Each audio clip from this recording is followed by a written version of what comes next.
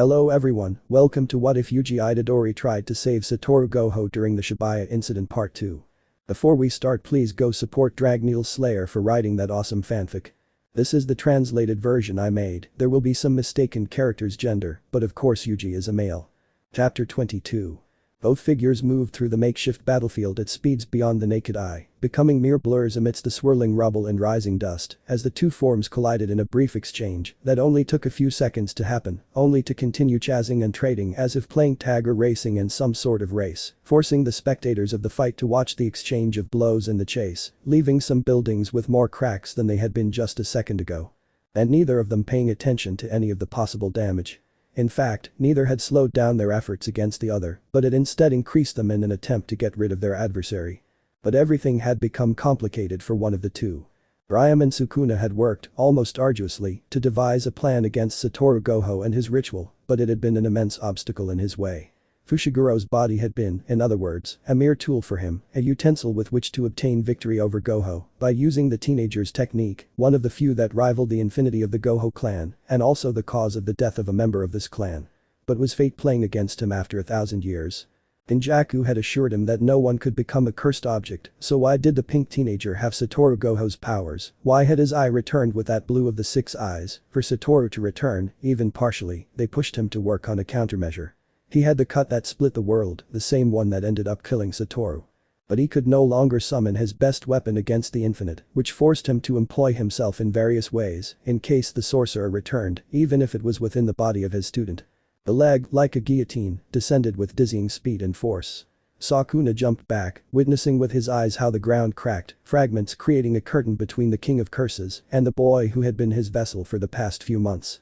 Using his right foot as a fulcrum, Yuji drew his left leg back into his body, fully contracting the limb as he tensed his muscles. A second later, his strength enhanced by the cursed energy, he kicked the fragments, sending them slamming into their target, forcing Sukuna to take cover in the shower of fragments, which sliced through his skin, superficially, some slicing straight into his limbs. All of that happened in a single instant. In a single second, although it seemed like several. Sukuna lowered his arms, feeling his cut skin slowly begin to regenerate, all due to his fight against Satoru Gojo. The excessive wear and tear he suffered, as well as the transformation to his true form, had worn him down physically and mentally to a certain extent. His intention was to perform the so-called Black Flash to regain his lost strength, so he could perform the domain expansion and finish off that brat who had turned into a mosquito swarming around him. He fixed his eyes on the teenager. Surrounded by rubble and dust, he could barely make him out. While his right eye was as blue as the sky itself, like Satoru's, his left eye seemed to be a shade of amber, like a wolf's, its gaze fixed on its prey, on its next bite. Why was a mere teenager causing him some unease? Could he be a monster? While Yuji Itadori had crossed a certain line by devouring his teacher, he was still just a 16-year-old boy fighting in a war that wasn't meant for him, that he wasn't cut out for. And that was his advantage over the boy. He let the air leave his upper mouth. He formed the seal for dismantle, but transformed it into the movement that surpassed the space separating Satoru from the others. And, without even flinching, he performed the world-splitting slash with excessive force just to eliminate someone. At that point, he wanted to erase the existence of Satoru Gojo and Yuji Itadori.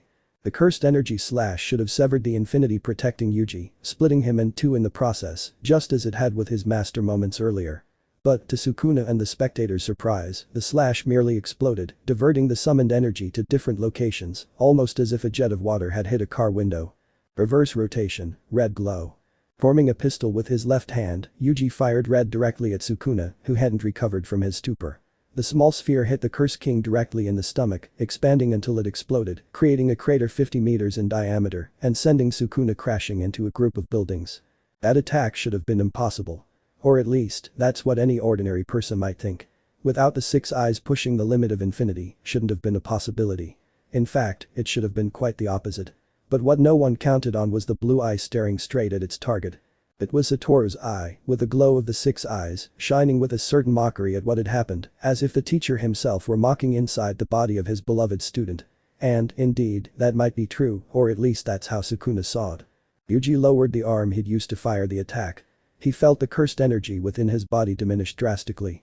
Using Professor Gojo's techniques required an immense amount of cursed energy, which he didn't possess, as his body wasn't that of a member of the Gojo clan. But he had devised a plan for that. I'd say I'm surprised. Half of Sukuna's body looked like it had been bitten off, as if a beast had tried to eat him. But that didn't last long.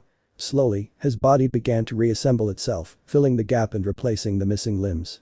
And, in fact, it's not a lie. You have become a monster by devouring your master, Yuji Itadori. A smile spread across the king's lips. And you're not used to being treated like a monster, are you? Yuji blinked slowly, processing his enemy's words. Was she mocking him? Yes. Was she trying to provoke some kind of revulsion in him for what he'd done? Without a doubt. Was she trying to rile him up by mentioning his deceased master and the opportunity to use him as a weapon? He was willing to bet money he didn't have that she was. Sukuna was belittling him, prodding and mocking him as if he were a mere child. But he was no longer the naive teenager who devoured one of the Cursed King's fingers. He was a sorcerer in every sense of the word, almost as if he were an important element of some manga, as if he were him. He flexed the fingers of his left hand and glanced sideways at Sukuna, maintaining a distance of 50 meters. The crater was between them, yet he could still see it clearly with his master's eye. He could see the demon's body, feel its constantly bubbling cursed energy. And, surprisingly, he could hear it clearly despite the distance. Had his senses developed to a new level? You're trying to play with my mind. He extended his left arm, pointing towards where Sukuna was. You can't try to dent my strength now, Sukuna. Not when I have the ideas so clear and the images engraved in my mind. The cursed energy began to concentrate. Forward rotation, blue glow. Red was repulsion. Blue was attraction. Knowing the terms his master drilled into his mind, Yuji moved, firing blue to attract Sukuna towards the same central point that formed the sphere. All the while fragments were attracted by the technique, generating a huge ball of things that began to increase in size. But Sukuna wasn't going to be fooled, and Yuji knew it. The boy stopped beneath blue, feeling the fragments coalesce into a sphere of enormous diameter that darkened the space. At the same time, Sukuna fired a fire arrow at the teenager, aiming only for him. Unsurprised, the arrow scattered when it came into contact with the infinite. TCH. Yuji moved his arm. Following this movement, blue acted and exploded, making the point of attraction disappear, sending a shower of concrete against its target, burying it under kilos of glass, brick, and cement. I guess you can do better, Sukuna. Yuji raised his head. His eyes fixed on the Cursed King, who had jumped at the exact moment he undid Blue's technique, avoiding being buried under a pile of concrete by all means. In mid-air, Sukuna pressed his upper palms together, forming a perfect triangle. As he fell, he performed the opening to send a massive fire hurtling toward the teenager, creating a crown of flames that heated the ground until it turned slightly orange, as if a massive amount of lava had fallen from the sky. As his feet touched the ground, he instinctively raised both his right arms, upper and lower, thus blocking the left punch that was coming at him, being pushed back several meters, creating a breaking sound as his bones were crushed by the pink-haired teenager's blow. And it didn't stop there. Sukuna couldn't recover. Yuji crossed his space in a single stride, appearing as a blur. With his back against the building's wall, the King of Curses could only receive the black flash directly. The force of the blow and the cursed energy, which generated a black flash, caused the building behind Sukuna to split into hundreds of pieces. First, the wall cracked due to the fissures that appeared from the impact, and then, a second after the impact, it gave way into 1,000 pieces and collapsed entirely, as if it had been hit by a wrecking ball. NGH. Blood spurted out in a profuse spit from Sukuna, staining his own feet and the pants that were his only clothing. That blow, charged with cursed energy and reinforced by the infinity, made his insides feel like a milkshake, with every organ exploding and bones shattering under the blow of a first-year student. This is shameful. Anger flared in his eyes for a few seconds as the wounds began to heal. Swallowing hard, he took the first step out of the collapsed building and tried to grab Yuji's arm. But he couldn't. The space between him and the boy, the infinity, prevented him from doing so, and before he knew it, he received a second black flash directly to his chin, shattering it and sending him flying. This irritating brat. He brought his four hands together, forming two perfect triangles with each pair. He slid across the ground and fixed his eyes on Yuji's figure. The boy was running toward him, dodging debris, preparing for the next blow he would land. Opening. Sparks began to swirl around him. The hair on the back of his neck prickled in a second, and a hurricane-force wind surrounded him for just a second. Storm. Sukuna interlaced his fingers. He formed a spear made of purple lightning that flashed brightly. He drew back his arm with a professional javelin thrower's motion and fired the spear directly at Yuji, who was directly in the line of fire, a clear target. It wasn't something the infinity couldn't block, but that was something the King of Curses already knew. Cough. Yuji staggered slightly, feeling blood gushing from the cut wound. He looked down at the area where the spear had struck, showing surprise when he saw the wound on his skin. Don't even take a single second, brat. I still have so much suffering to give you. Sukuna launched several spears made of lightning, all with the same pattern and intensity. The teenager wiped the blood from his chin, letting the reverse technique heal the wound on his abdomen. Taking a deep breath, he wrapped his legs around Sukuna's waist. Imaginary, purple. Sukuna didn't respond and directly received Yuji's final move, feeling like his skin was being torn off as his body was being torn apart hundreds of times, engulfed in the explosion of purple Satoru Gojo's ace up his sleeve. How did he get to me? How could he move in a second? I was attacking him and he appeared in front of me. Yuji pressed his lips together for a few seconds, feeling his skin sting for a few brief seconds. He had used his master's strongest move to finish Sukuna off. Ah. Brat, that was a good move. Uraume and Sukuna was still alive after purple. His body had slowly begun to regenerate, much more slowly than the previous times. To achieve optimal power, the King of Curses knew he had to regenerate his own power, refilling it like a jug. Therefore, he sat on the ground several meters away from Yuji, assuming the lotus flower pose, intertwining his arms as they took shape. Getting to this point, it's so embarrassing for me. But it's okay. I should do it sooner or later, and this is as good a time as any. Cursed energy surrounded Yuji's fist, creating a dark flame that engulfed him. Without flinching, he launched himself straight at Sukuna, his arm ready to strike. And it has come at the perfect time. A loud bang followed Sukuna's words. Dust and debris covered them both for a few seconds, but a huge shadow stood between them. Nkekiki. I shouldn't have been able to use Fushigiro's technique with my new body. But it's not like I couldn't get around it. The divine general of the 8 diverging leaves of Sila, Mahoraga, was the figure who had stood between Yuji and Sukuna. Standing over 2 meters tall and with a disturbing smile, the Shikigami sent a thrust straight into the boy's chest, only for it to be deflected at the last second by a blood arrow. This Mahoraga isn't the one I used against Satoru Gojo. I've pushed it into a new form, a transcendence. I suppose I can take a break while he kills you. Chapter 23. The divine general of the 8 diverging leaves of Sila. Mahoraga was the strongest Shikigami that Megumi Fushiguro could summon, thanks to his curse technique. He had been the key piece in the death of Satoru Gojo and in Uraume and Sukuna, adapting to his adversary's infinity, thus becoming the being to defeat 2 members of the Gojo clan directly and indirectly. And Sukuna had summoned him back to the battlefield, being his piece on the board while he recovered for the next battles, for the next fight. This was something Sukuna shouldn't have been able to do.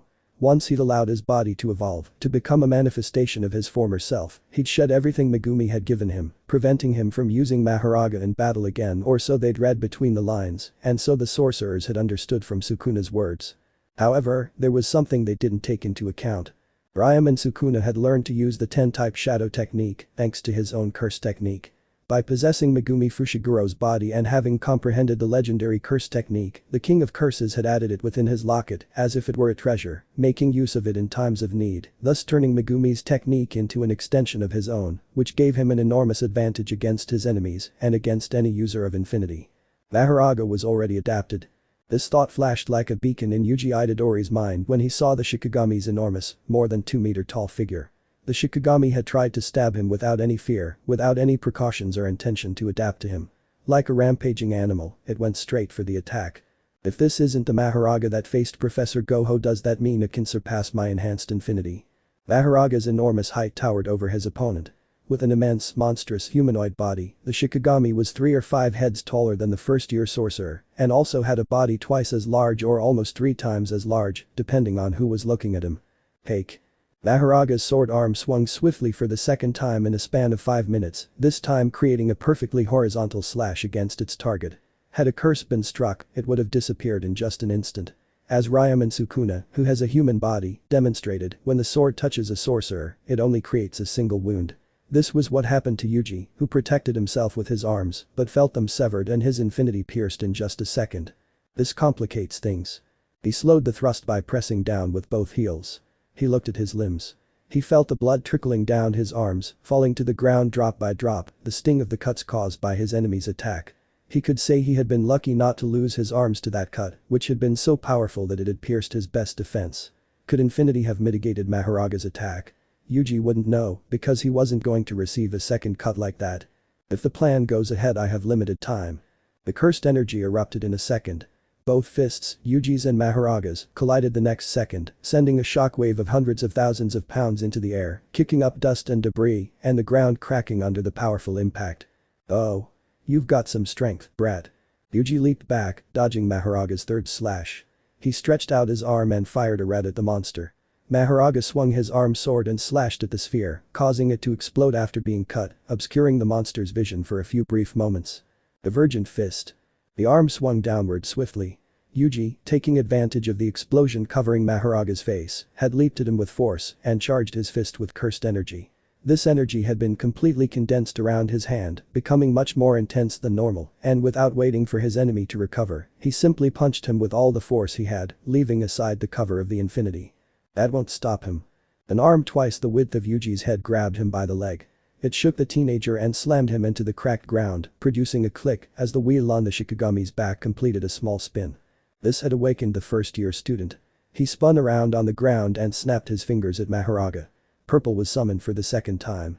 Yuji felt the drain of his cursed energy as he fell in an instant. But he fired a sphere that combined red and blue, causing an explosion that allowed him to jump back, escaping his enemy. That should. His instincts alerted him like an alarm.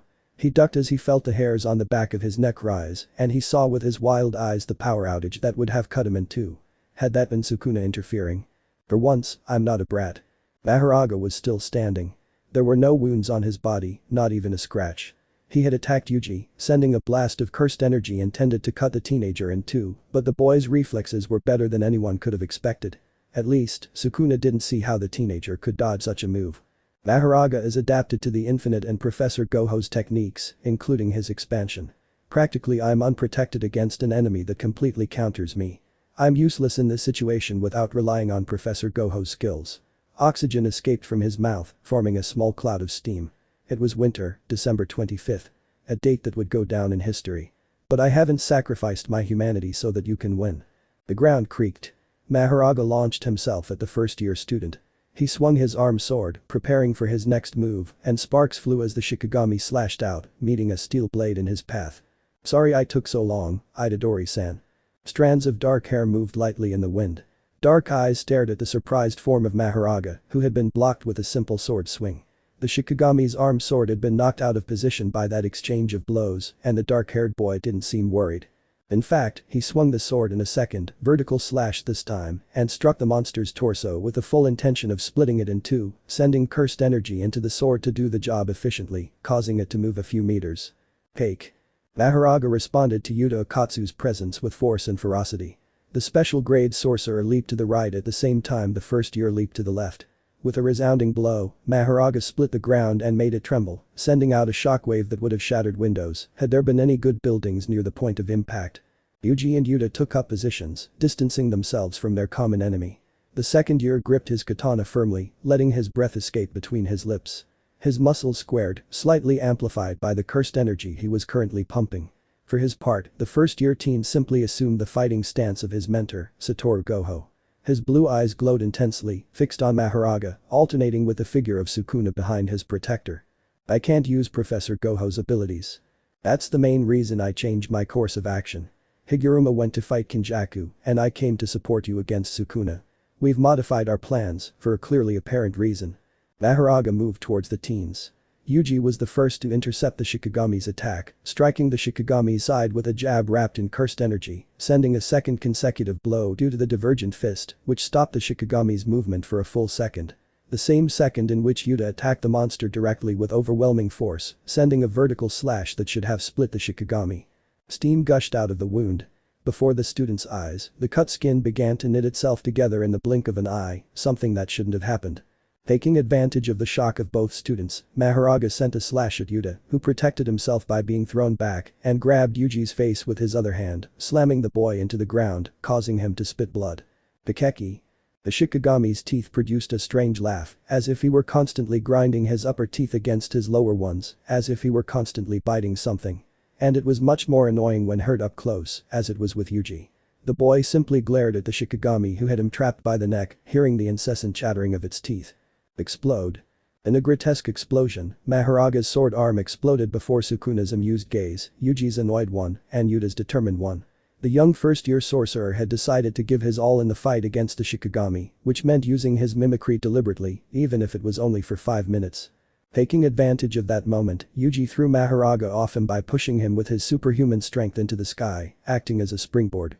This gave Yuta the perfect moment to use his curse technique again, this time slicing the Shikigami's body in hundreds of possible ways, as if the monster had been cut through by a chainsaw or a room full of blades that had mercilessly sliced it.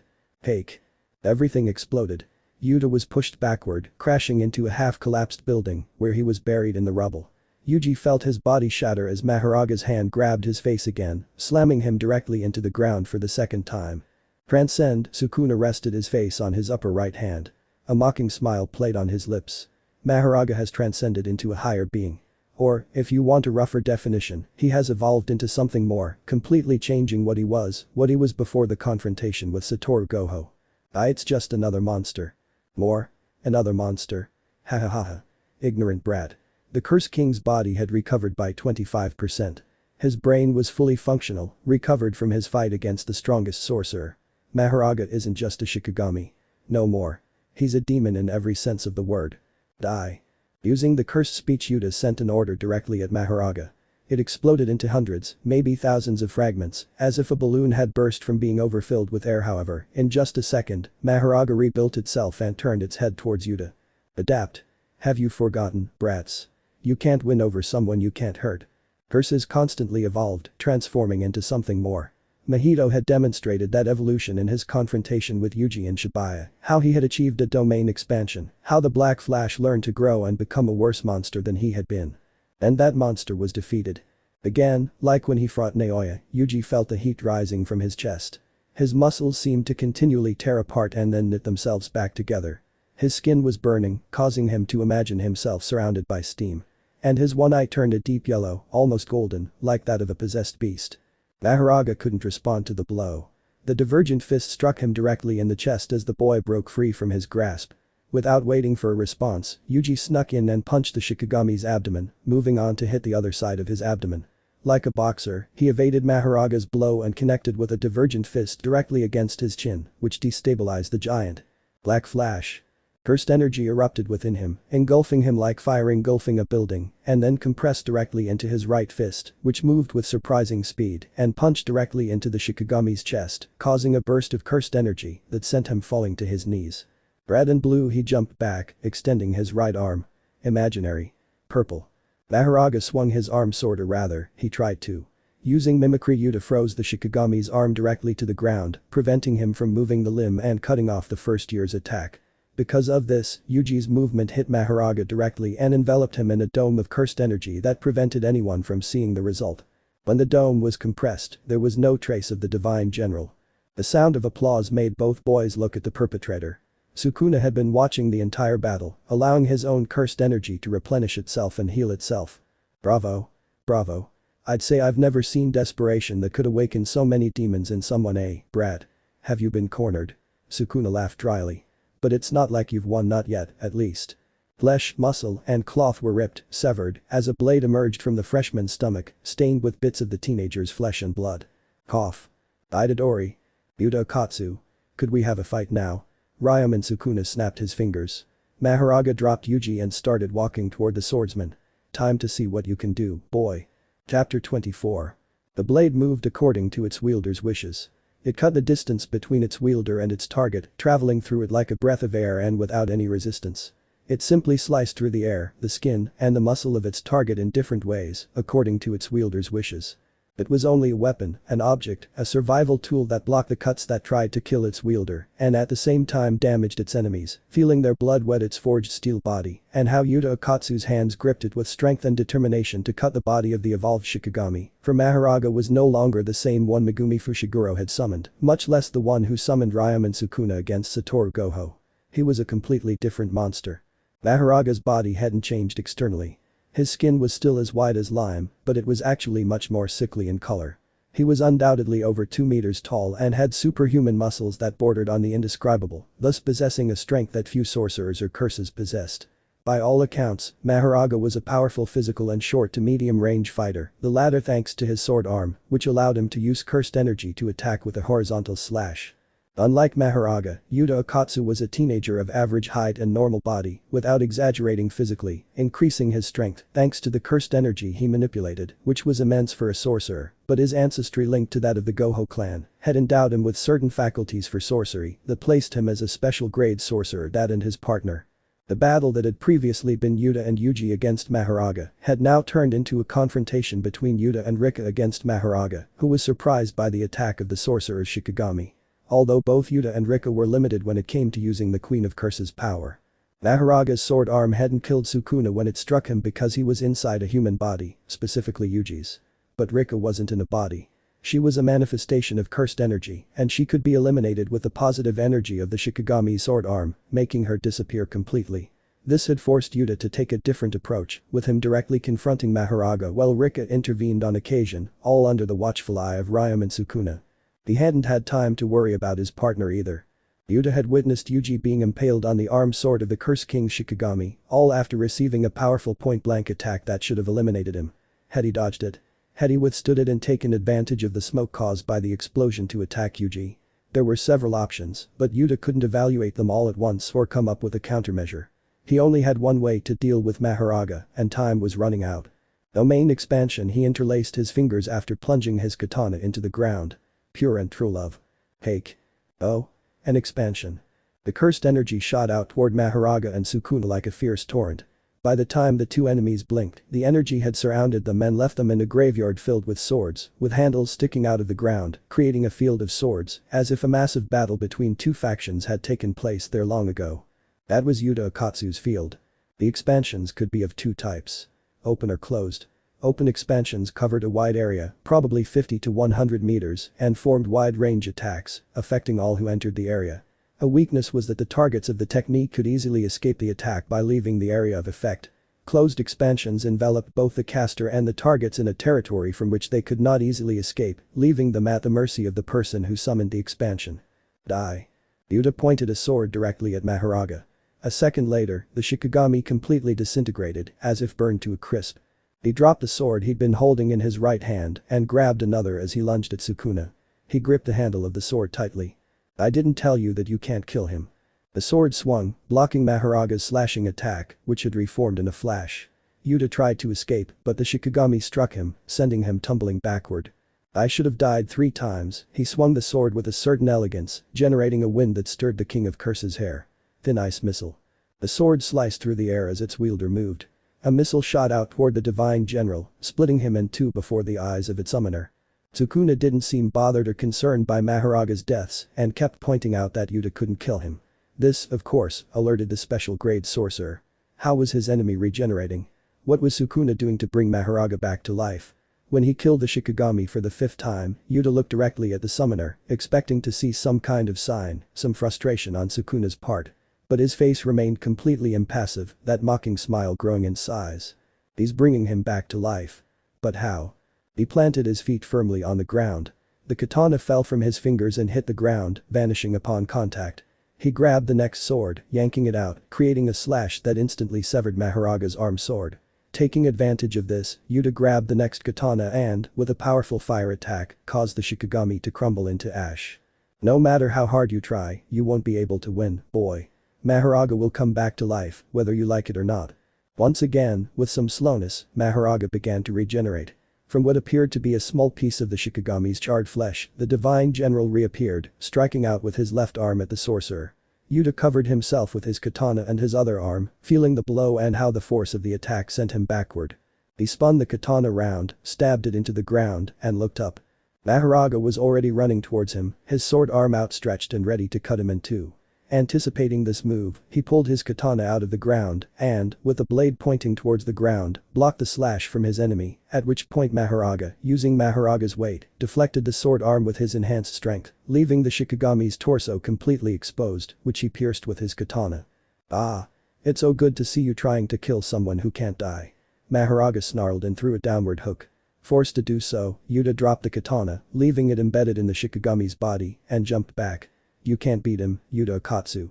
You can't win. There was a strange situation with the Divine General. Yuta had already sensed it both inside and outside his domain, understanding that Sukuna was doing something to ensure the summoned Shikigami wouldn't perish against any of his attacks. Why didn't he die from Yuji's attack? Why didn't he turn to ash from his own attack? He looked first at Mahoraga, who had discarded the katana stuck in his chest. Then, he moved his eyes to the King of Curses.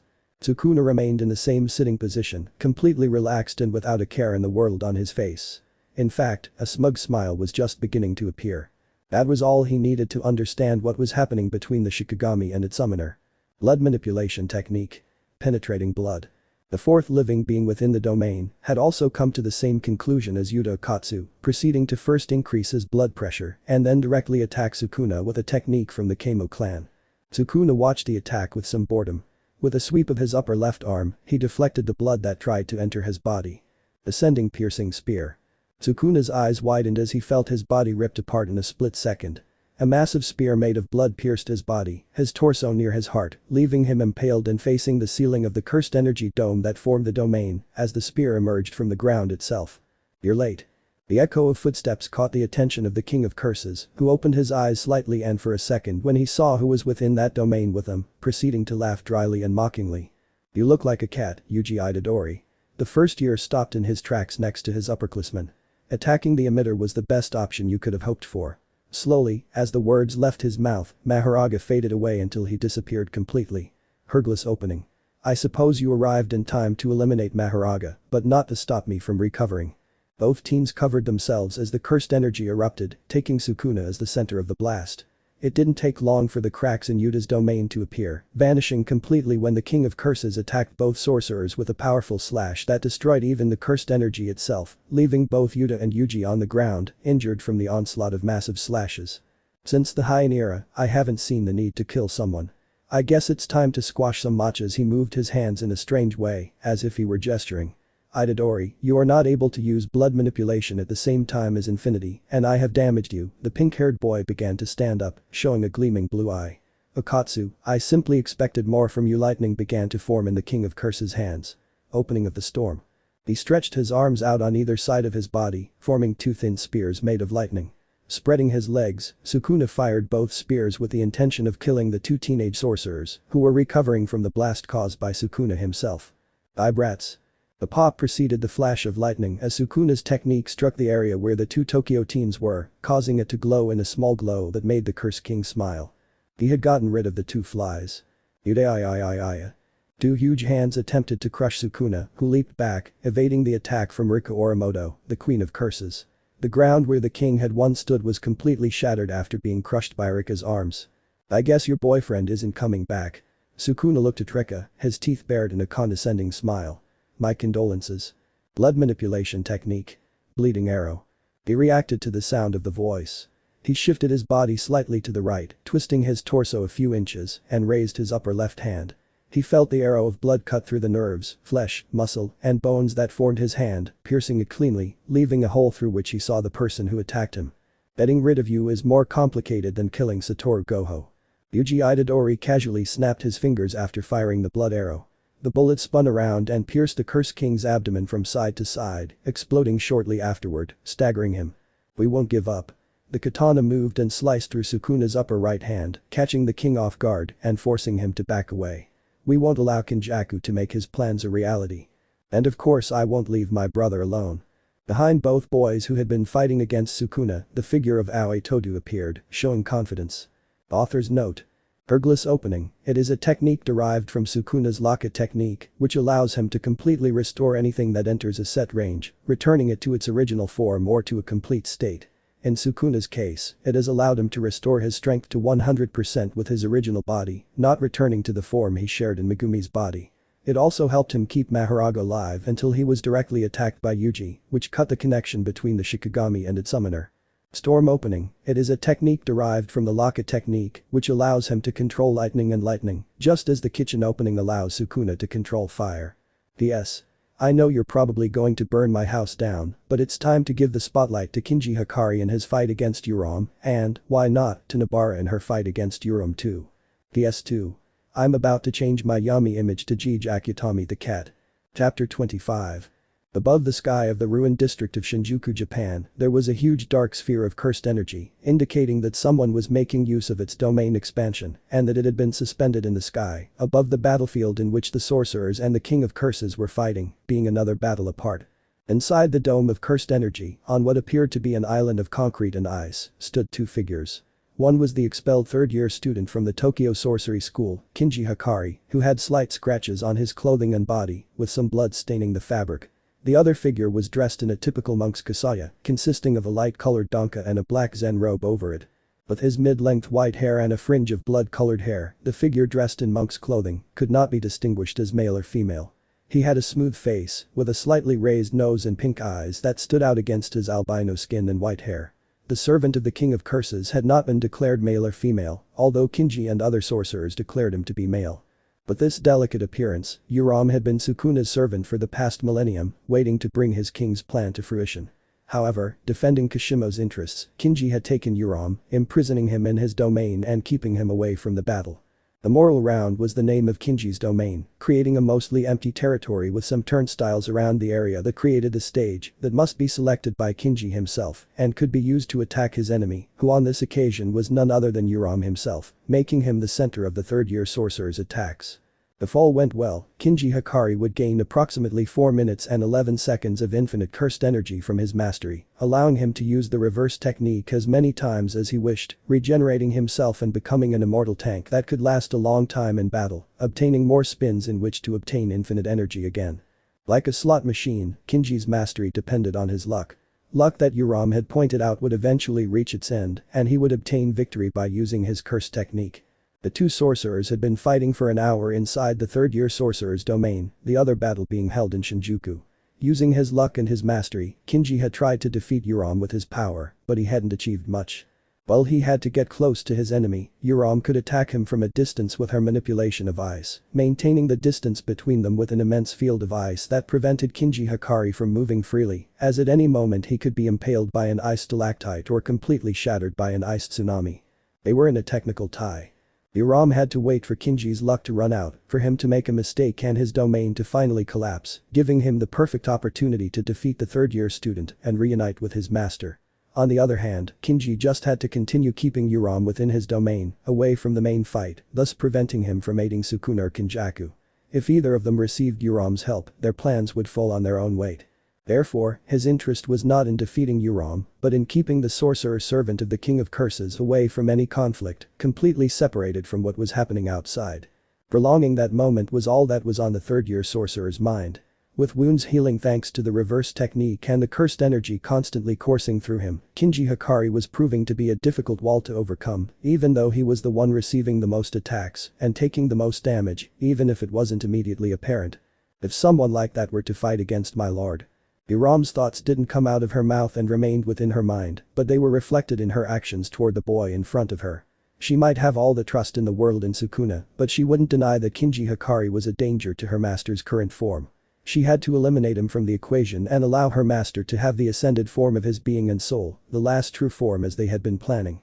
But this objective on the part of Uraume, the ice sorcerer stayed as far away from Kinji as possible, waiting for him to make a mistake, for his domain to finally collapse, and for his territorial expansion to fall under its own weight and on its own terms, since the other way to finish off his enemy was to strike a blow that would completely end Kinji's existence. The two stared at each other, the ice field between them stained with Kinji's own blood. The wounds on his body had healed thanks to the reverse technique, and there was no sign that he had been hurt, save for the torn, blood-stained clothing that still covered his body, preventing him from being exposed to his opponent. This didn't faze Uraume, though, as he was used to cooking human flesh for his master. An ice fell, creating a crunching, breaking sound. That was the signal.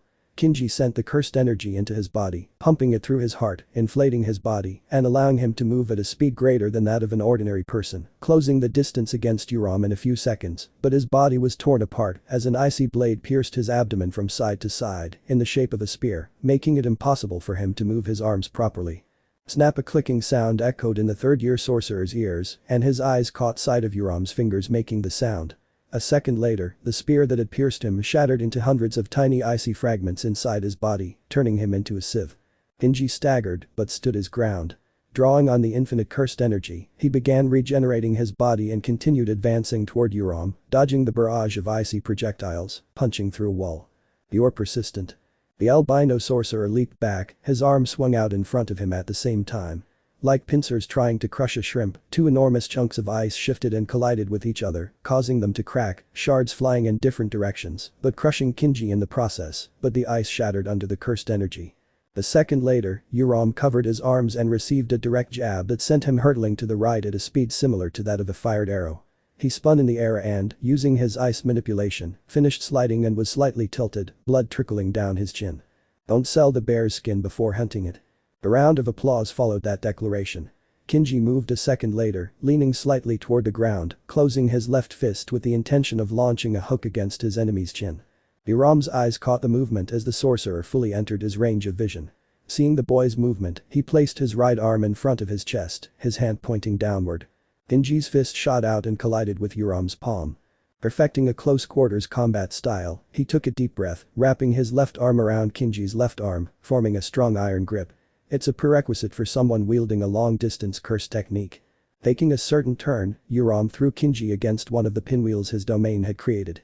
The boy's body slammed into it, feeling the iron of the pinwheel dig into his body, piercing his flesh. NGH. I got too confident, the boy leaped to his feet, spitting bloody phlegm onto the ground. I'll have to focus more on our fight, since you won't be getting out of this expansion. Kinji moved his hands and some train doors tried to crush Uraume. The die is cast. The right arm moved with a certain grace, creating a smooth gentle movement. Uraume lowered his hand, and ice formed following the movement of his limb, creating an explosion of ice flowers that sliced through the teenager's right arm. Kinji felt his lost limb regenerate in a second, but once again the ice attacked him ferociously, as if trying to brutally kill him, tearing him apart piece by piece or with an attack fierce enough to prevent the reverse technique from keeping him alive. And he himself couldn't act differently. Uraume was keeping his distance, keeping the ice ready to attack him at any moment and always keeping him away from him. Fighting from a distance with his own curse technique wasn't the ideal option. You should undo the expansion. Blood spattered onto the colorless ice, turning it reddish. There's no way to win within your means, and time is against you. The expansion Kinji had used seemed to grant him immortality thanks to the infinite cursed energy he possessed for 4 minutes and 11 seconds. But there was a huge catch to his technique. If he failed the roll, which had a 25% chance of happening, he would lose the expansion and be at Uraume's mercy until he invoked his technique again, which would leave him without unlimited energy and without his partial immortality. That's why we're going to overload you. Ice formation technique. Ice cascade. Ice molded through the cursed energy. Uraume attacked with everything he had, determined to overload Kinji's body by forcing him to constantly use the reverse technique. If he couldn't kill him directly, then he would cause his brain to overheat and cause him to die permanently. Pitchfork. The ice exploded into hundreds of fragments. A blast of cursed energy forced the albino to lightly cover his eyes, feeling his skin being sliced by icy fragments. It's taken me a little longer to prepare, the echo of footsteps resounded over the sound of Kinji and Uraume's breathing. Her left eye covered by a bandage, Nobara Kujisaki displayed a haughty look, a mocking smile, and a confident gleam. I've come to put an end to this fight. Chapter 26. Ice fragments littered the entire combat zone. The spike, which had been used as a projectile and wrapped in cursed energy, acted like a small energy bomb, shattering the ice manipulated by the follower of the King of Curses. A simple touch from the spike's tip caused the ice to shatter into fragments and forced Uraume to cover his face with one of his arms, receiving a few superficial cuts that surprised him. The sorcerer from 1,000 years ago hadn't expected someone to enter his adversary's domain from the outside. Or was the girl already within the activation zone? Nobara Kujisaki stood beside Kinji Hakari, holding the hammer in her right hand, while a few nails were visible between the fingers of her left hand. But that wasn't what one should be looking at when looking at the teenager, not even the patch covering her eye, which Maldito had smashed. The girl conveyed calm and confidence in the glow of her single visible eye, which never left Uraume's figure for a second and didn't even blink a bit. It was fixed on her enemy like a dart in a bullseye. The three sorcerers remained silent for the next few seconds, not even moving after the teenager's last steps. They simply observed each other during that period of time, analyzing each other or rather, Uraume and Nobara analyzed each other during that time, visualizing a fight that would likely take place in the next few moments. They couldn't waste too much time on that interaction, but neither could they launch into an open confrontation, knowing what was happening below them and the importance of that war for both sides. The sigh finally broke the tense silence. Nobara flexed her left arm and stretched it out at a rapid speed, detaching one of the spikes, which she wrapped in cursed energy, and shot it toward Uraume, intending to pierce his head. She was ready to kill the ice sorcerer. Thence, a wall of ice prevented the death of its conjurer. The cracking sound made Uraume raise her head slightly, and seconds later, her eyes widened slightly.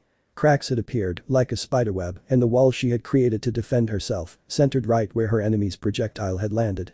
A second later, with a snap of her fingers, the ice wall shattered into hundreds of fragments, and Uraume was forced to jump back just what Nobara had planned, appearing in front of Uraume and striking her stomach with a powerful kick, sending her crashing to the ground.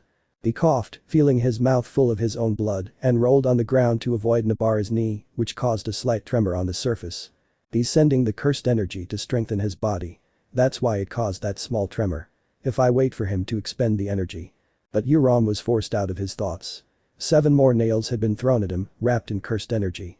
He swung his left arm in a swift, inelegant motion, but summoned a small wall in time to protect him from the sorceress's projectiles, though they too exploded in a blast of cursed energy that sent more ice shards tumbling to the ground and caused more scratches on his clothing and body. She's trying to pressure me. The ice scattered across the ground began to float lightly on the surface. Uraume twisted her hand, and the shards pointed straight at Nobara, every single one of them. There was no escape route for the first-year sorceress.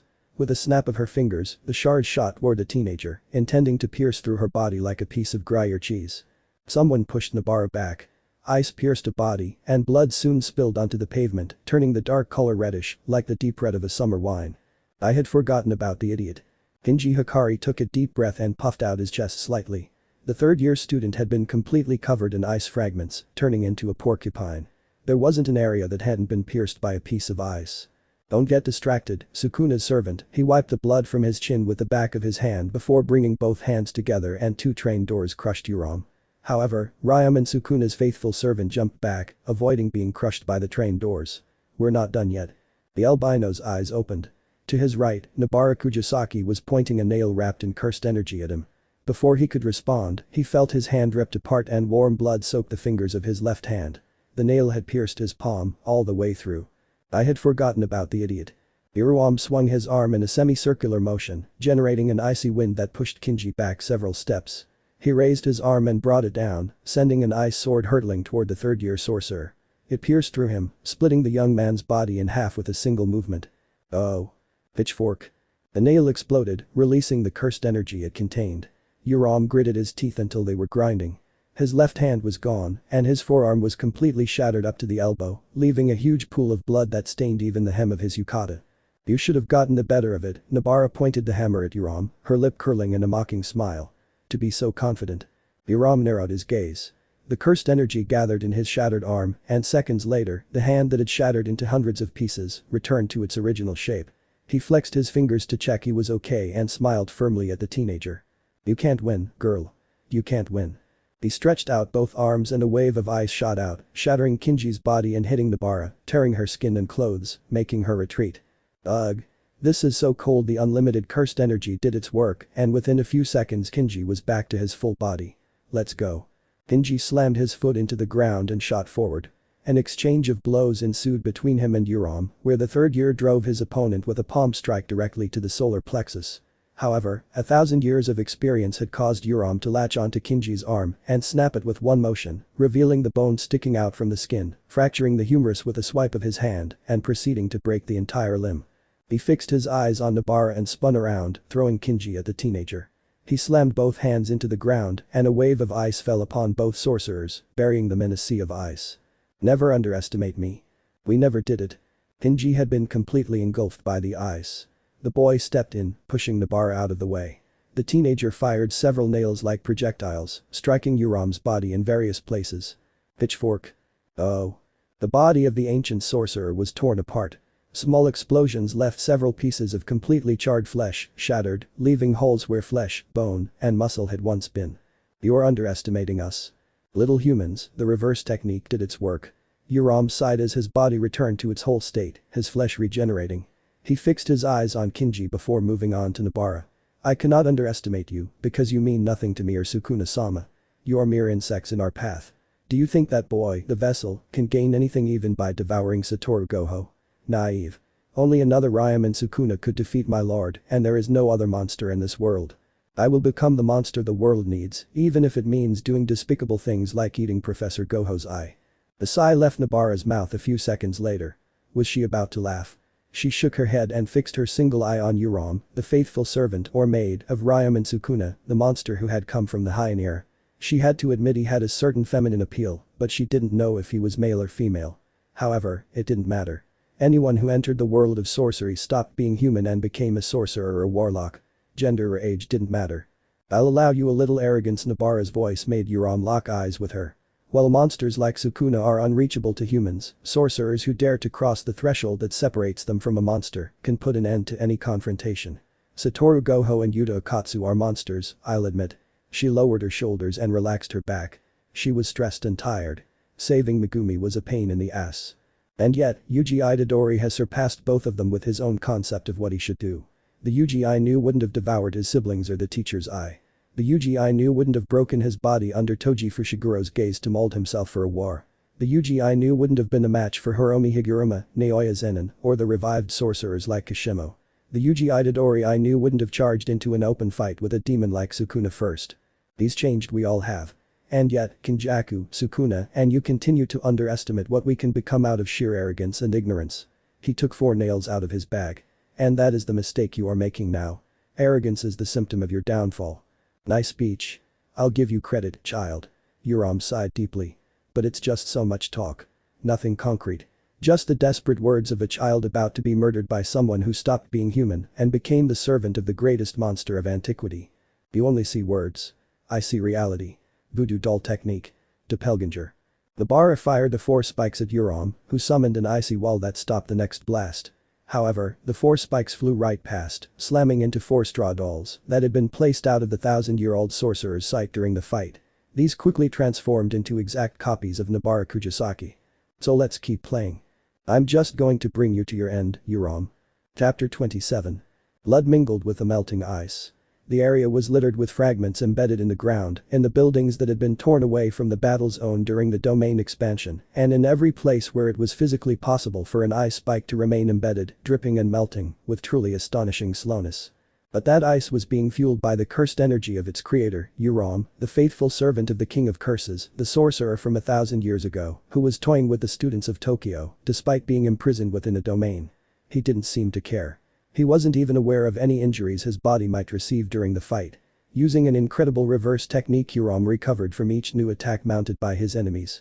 Not even making copies of the first-year sorceress appear seemed to be a problem for Uraume, who got rid of the replicas with an explosion of ice, charged with cursed energy that made the ground tremble, creating ice spikes of different shapes around it, making it completely visible who had been the cause of it.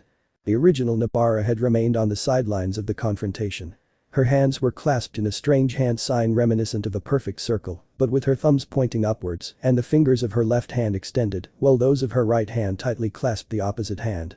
Around her, slowly growing, there seemed to be a faint, strong circle of cursed energy that flickered until it almost disappeared and faded away, indicating that she was attempting some kind of curse technique that just wouldn't quite take shape. However, despite Uraume seeing this, he didn't care. He showed no concern for what the girl was attempting. He could see that it wasn't working no matter how hard she tried. He saw no talent or strength in the teenager. Uraume snapped his fingers, creating a sound wave that the ice seemed to respond to by shattering into a shower of fragments that hurtled toward Nobara. The projectiles crossed the space between them in the blink of an eye, and in the next second, blood stained the pavement once again. NGH. Kinji Hakari gritted his bloody teeth into a mocking smile. Each and every one of the ice spikes aimed at Nobara was now piercing through the body of the 3rd-year student, who volunteered to be used as a human shield. Showing no pain, Kinji withdrew the ice shards and began walking step by step toward Uraume. Like his enemy, his wounds had begun to heal without the boy having to do anything. The only thing on his mind was to activate the reverse technique, and his wounds would automatically close without anyone having to heal him. Kinji is the tank. He can hold his own against Uraume head-on to wear him down. I'm barely down to my last bit of strength, and I only have one last card to play. Sweat beaded on Nobara Kujisaki's forehead, her lips pursed, her skin much lighter. Despite her efforts to gather cursed energy, the first year didn't seem willing to give up on whatever she was doing. Sweat trickling down her chin, soaking the collar of her shirt, Nobara seemed to reaffirm her position when she clasped her hands together, creating a clapping sound that was almost impossible to hear. As long as Kinji keeps Sukuna's servant entertained, I'll leave everything to this last move, Yuji, the rest is up to you, Professor Gojo's too. Uraume leaped backward, dodging several train doors that tried to crush him, but to no avail. He found himself standing on a piece of ice that ended in a point. Like a snow maiden, Uraume spun with his arms outstretched and waves of ice shot through the air, further lowering the temperature and causing the sorcerers to feel the cold embed itself in their bodies. Kenji generated train doors like shields, creating a line between himself and Uraume's attack.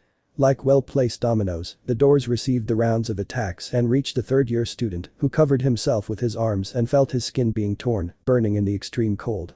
Even so, he swallowed the blood that filled his mouth and pressed his lips together.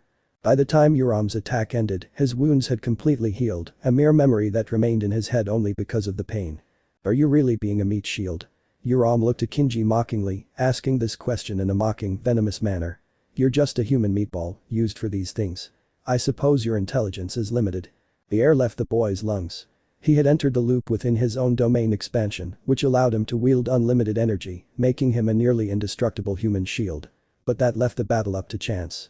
Uraume seemed to have an enormous amount of cursed energy that didn't seem to be depleting, or at least had been greatly reduced. This increased his worries and left him dependent on Nobara, whom he was defending, to finish the only move that could save them from this fight. Kenji knew his luck was very close to running out, but he couldn't undo the domain. At least not until Nobara finished her technique. He ignored Uraume's words and clasped his hands in prayer. Two new train doors attempted to crush Uraume like a sandwich, but he escaped as two simultaneous ice explosions shattered the doors into several fragments, which then coalesced into a much larger door. Falling on top of Uraume, the door crushed the sorcerer into the ground, creating a sound of broken bones and cracking pavement. A small crater formed where Sukuna's servant had been, with him inside. It's fun watching you try to crush me with such a pathetic technique, boy. Uraume's body slowly rebuilt itself until it was as good as new. He tilted his head abruptly to the right and his neck creaked, indicating that his bones were finally knitting and reconstructing. I'll show some sincerity to you, who are maintaining a futile attempt to kill me. My lord, Sukuna, will not die no matter how hard you try, and I, as his faithful servant, will not die either. I'm only waiting. One crack, one gap. One failure and you will die, relegated to absolute oblivion. Nobara clicked her tongue. Her skin had turned pale, but she was wearing a forced smile due to fatigue. So much talk, he said, taking a deep breath, and you haven't realized you're in my range. Rank? Uraume raised one of his eyebrows. He weakly showed a smile full of mockery. What rank? Uraume felt it. Her body went completely still, her arms falling to her sides. The strength in her legs disappeared, as if they had been severed and she could no longer walk. She could breathe, hear, and feel, but it was like watching a movie. Through her eyes, she saw the cursed energy ensnare her, extending to her feet in a perfect circle. A tug made her stand upright. Fine threads had attached themselves to her limbs to her entire body, as if she were a puppet in the hands of her enemy. Territorial expansion. The puppet master. Despite being unable to control her body, Uraume opened her eyes fully. Nobara had performed a domain expansion as her final move, her final card, throwing everything into a single attack. And this move lived up to the name. Nobara became a puppeteer, having complete control over Uraume's movements, and both Kenji and Uraume understood that Nobara was in control. To check that everything had gone perfectly, Nobara moved one of her fingers. A thread, invisible to the human eye, pulled Uraume's right arm and positioned it so it looked like he was saluting like a soldier. This caused Kenji to laugh and Uraume to frown. You, brat. I'm not going to be an idiot. I sliced through Uraume's body as he snapped his fingers, causing her mouth to fill with blood and chill to spread through her body. I'm not even going to stain myself with your blood. Another flick of his finger caused Uraume to be impaled on an icy stake. I have much more work to do. So Nobara clenched both of her hands. Sweat made the shirt stick to her torso. She could feel the damp fabric, she could smell the sweat itself. Die without ever seeing the end of your lord. The invisible threads moved with the movement of Nobara's fingers. In just 20 seconds, Uraume's body transformed into a living ice cactus. Blood, red as wine, dripped from the frozen fragments to the ground at the albino's feet. His end had come. Chapter 28.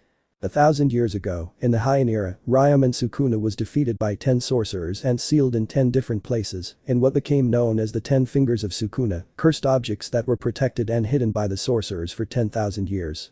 But now, that seemed completely ridiculous. Sukuna had defeated Satoru Gojo and defeated many sorcerers after the last member of the Gojo clan, showing that he was happy to use any tool at his disposal to win, and now, some teenagers were in front of him willing to give their lives. Sukuna acknowledged that the boys had courage, including Yuji Itadori, his former vessel. He had waited 1,000 years to be able to enjoy someone who could fight against him, someone who made him feel fear, and yet, those remnants of that dark feeling were not present in his mind, no matter how much he continued fighting. He killed Satoru and, from that moment on, he only fought against mere puppets of the Sorcerer Society, disposable tools. There was no one left, alive at least, who could fight until the hairs on the back of his neck stood up. The closest thing after Satoru were the two students from Tokyo. Yuta Okkotsu and Yuji Itadori, who had assimilated Satoru Gojo's curse technique. But neither boy could match what Satoru had done. And that put an end to the King of Curse's hopes of achieving his long-cherished dream of a fight that would make him feel some emotion. But he had grown tired. The King of Curse's 4 eyes were fixed on the Tokyo students. Aoi Todo had appeared, carrying a strange cursed object in her left hand, replacing her limb and resembling a metal antenna. Beside Yuta, protecting him, the Queen of Curses remained with her attention fixed on Sukuna. And finally, Yuji stood, his cerulean eye fixed on his enemy, unblinking, showing no emotion. The 4 of them, including Rika, remained distanced from Sukuna, with a space of several meters remaining, as a completely neutral ground between the two sides. Then, the third-year student's flesh hand unconsciously struck the antenna on his other arm. Yuji launched a knee into Sukuna's stomach. His knee connected with his enemy's lower hands, causing a shock wave that knocked the demon back, who looked at the pink-haired teen in some surprise. Another metallic clink distracted the king. Yuji had disappeared, and he was forced to jump back as the katana tried to slice through his neck like butter. The slight cut made him press his lips together. Blood trickled out, he felt it snaking. Another metallic clink. The pink-haired teen's arm closed the distance. He felt his stomach clench as the second blow from the divergent fist reached him, sending him hurtling backward. He spun in the air and planted his feet on the ground, feeling the pavement crack as he slid. These brats. Yuji and Yuta were now falling against Sukuna. He swung his arms and blocked the two boys' blows, first blocking the swordsman's downward slash and then catching the first-year's fist. He twisted his torso and threw them in opposite directions. Rika Oramoto seized that moment. The Shikigami representing Yuta Okkotsu's best friend's curse launched herself at the King of Curses and grabbed him in her thick hands. Before Sukuna could do anything, Rika slammed him into the ground with force, smashing her target's body without hesitation, without showing any concern. Reverse rotation. Red. Cursed energy converged on the tip of Yuji Itadori's index finger. The teenager took a deep breath, feeling it escape through his teeth, and aimed it at Rika and Sukuna. Without a word, he fired the red sphere at both of them, intending to damage his enemy. Rika seemed to understand. The Queen of Curses released Sukuna into the crater and shot upward, leaving the sorcerer's enemy completely alone. As Sukuna stood up, Yuji's attack engulfed him in a dome of blood-red energy, exploding seconds later. The boys weren't so naive as to believe they'd defeated their enemy.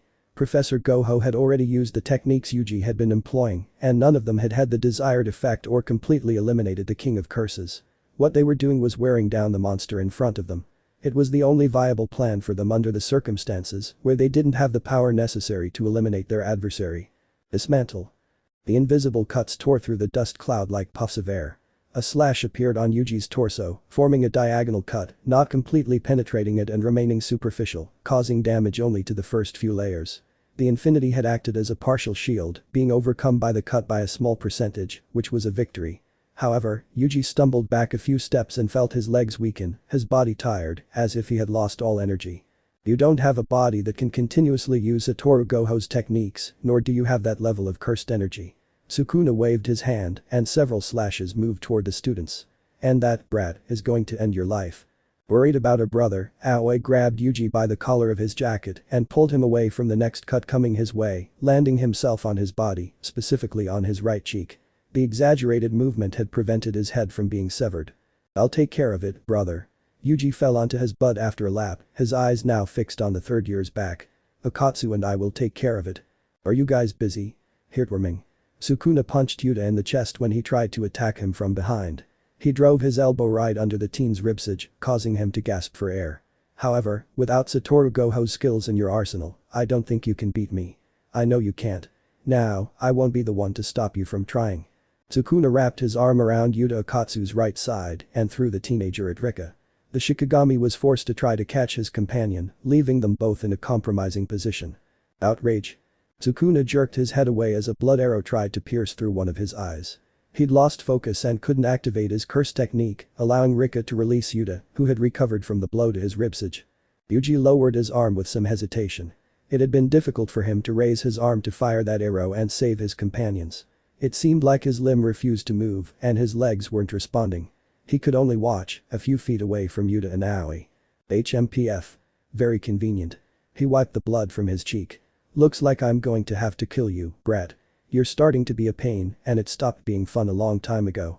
Yuta closed his hands firmly around the handle of his katana. The usual smile on Aoi's lips seemed to be erased at the mention of her half-brother's death. In fact, her brow furrowed and her features hardened. Don't talk about my brother like that. Aoi started walking toward Sukuna. She didn't seem to care that she was standing in front of a monster capable of destroying an entire country or that not even the strongest sorcerer could have defeated him. She stopped in front of Sukuna. They were face to face, separated by a few inches. I'm not going to let you kill him. You're not even going to get out of here alive. I don't have the qualities of Professor Satoru or Yuki. But I can wear you down enough for them to defeat you. Instincts made Aoi jump back. The air swirled around Sukuna and the teen saw the flash of several invisible cuts, like blades that could only be seen for a single second. It seemed like the King of Curses was trying to slash him and he dodged thanks to his intuition. If he hadn't followed his hunch, his body would probably be separated into cubes of flesh, muscle, and bone by now. Boy. I'll give you some advice. Sukuna clapped his hands loudly. A gust of wind blew Aoi backward. Yuta held on thanks to Rika, who held him. Don't threaten me for nothing. He lunged forward. Yuta straightened and Aoi stood up. They were both struck by Sukuna, who charged up a black flash that erupted when he needed it, pushing both boys back with all his might. He wasn't willing to hold back anymore. Eyes. With some difficulty, his body heavy, Yuji stood up. It was agonizing. As if pierced by needles, his muscles ached to the point where he couldn't think rationally. Because of this, he couldn't see when Sukuna appeared in front of him when he pierced through him. He only felt the pain and his body being split in two. In the blink of an eye, he was seeing Sukuna standing there, smiling. Chapter 29. Plans formulated with patience and long-term dedication were complicated to carry out, very difficult to fulfill, but when completed, they created a long-lasting satisfaction for the person or people who had achieved their goals. Kenjaku was currently among that group of people. The sacrifice game had borne fruit. Satoru Gojo was dead, with no chance of revival no matter how hard he tried, and Uraume and Sukuna was getting rid of potential threats to his plans. Everything was going according to plan, with no mishap that would force him to change anything on the fly. And, if he had to, he had a plan B in case things went wrong. Looking at the corpse of one of the revived sorcerers, Kenjaku reveled in the moment. While Sukuna fought the sorcerers of Tokyo and Kyoto, he had to finish off the lives of the revived sorcerers, those who had appeared just for the game. They were no longer of use to him. The final stretch of his plan was nearer than far and there was no one who could stop him, not even his own son. The sound of blades of grass being stepped on alerted Kenjaku to someone's approach. He stood over his target's corpse and turned his head toward the trees to his right. His eyes narrowed into slits. That cursed energy signature, it felt all too familiar. The figure emerged from the woods. His clothes were covered in bloodstains, dirt, and cuts. His shirt, at least, had been cut so that a diagonal rip marked the spot where it had been damaged, where it had been roughly ripped in half. The man stopped. His eyes flashed with intent and he brushed his hair back from his face, his lips forming a smile filled with mockery. A mockery Kenjaku picked up on within seconds. He pressed his lips together and uncrossed his arms, taking his hands out of the sleeves of his kimono. How was it possible that he was there, alive? The two men stared at each other for long seconds. Confusion still lingered in Kenjaku's eyes, giving way to incomprehension. Well, Satoru Gojo's arrogant and egotistical voice broke the silence first, making Kenjaku tense slightly. You weren't expecting me, were you? Blue eyes glittered with amusement as they saw the body of a sorcerer lying at the foot of a tree, then moved on to Kenjaku. They scanned a face that had belonged to Suguru Geto and stopped at the scar on his head where their old friend's skull had been split open. Luckily, I don't really like staying dead. And I couldn't let you use that body without his permission. The tone of voice was dangerous, filled with a warning that was obvious, but Kenjaku didn't take it seriously. He took a deep breath and relaxed his shoulders. Here was the man who could undo his plans. Those blue eyes, they were in his nightmares. He's been dead for a long time, Satoru Gojo. This shell is merely a means to an end. Don't make too much of it, will you? Kenjaku's lips twisted into a poisonous smile. It wasn't friendly, nor did it ask for reassurance. Satoru frowned for several seconds before taking a breath. Well. I guess I'll keep my promise to Suguru. She leaned her head slightly toward his left shoulder. I'm going to tear you from that body and restore my friend's dignity. Kenjaku was slow to react. Satoru punched him directly in the stomach, causing him to rise slightly as the albino dug deep into his limb, earning a groan from the cursed sorcerer, who hadn't been able to anticipate the teacher's blow. Before Kenjaku could recover, Satoru moved swiftly and grabbed his face with his left hand. With a shove, he slammed him into one of the trees.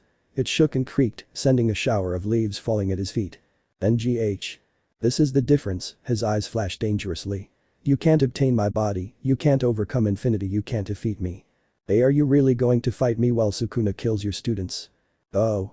You shouldn't worry about my students. I'm not worried. They've been prepared for this occasion, after all. And the talk with Itadori, well, it gave him the push to fight Sukuna. Kenjaku's mind began to work on a plan, devising a countermeasure against his enemy. Within the curse techniques he had in his repertoire, none were effective against the special grade sorcerer standing before him. Blood manipulation. Gravity. Stored curses.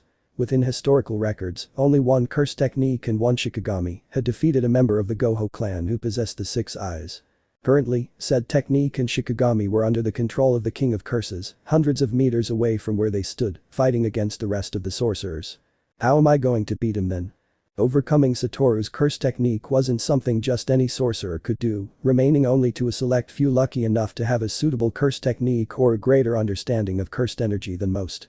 This was how Nanami and Jogo fought Satoru, using a simple domain to try to break the sorcerer's infinity.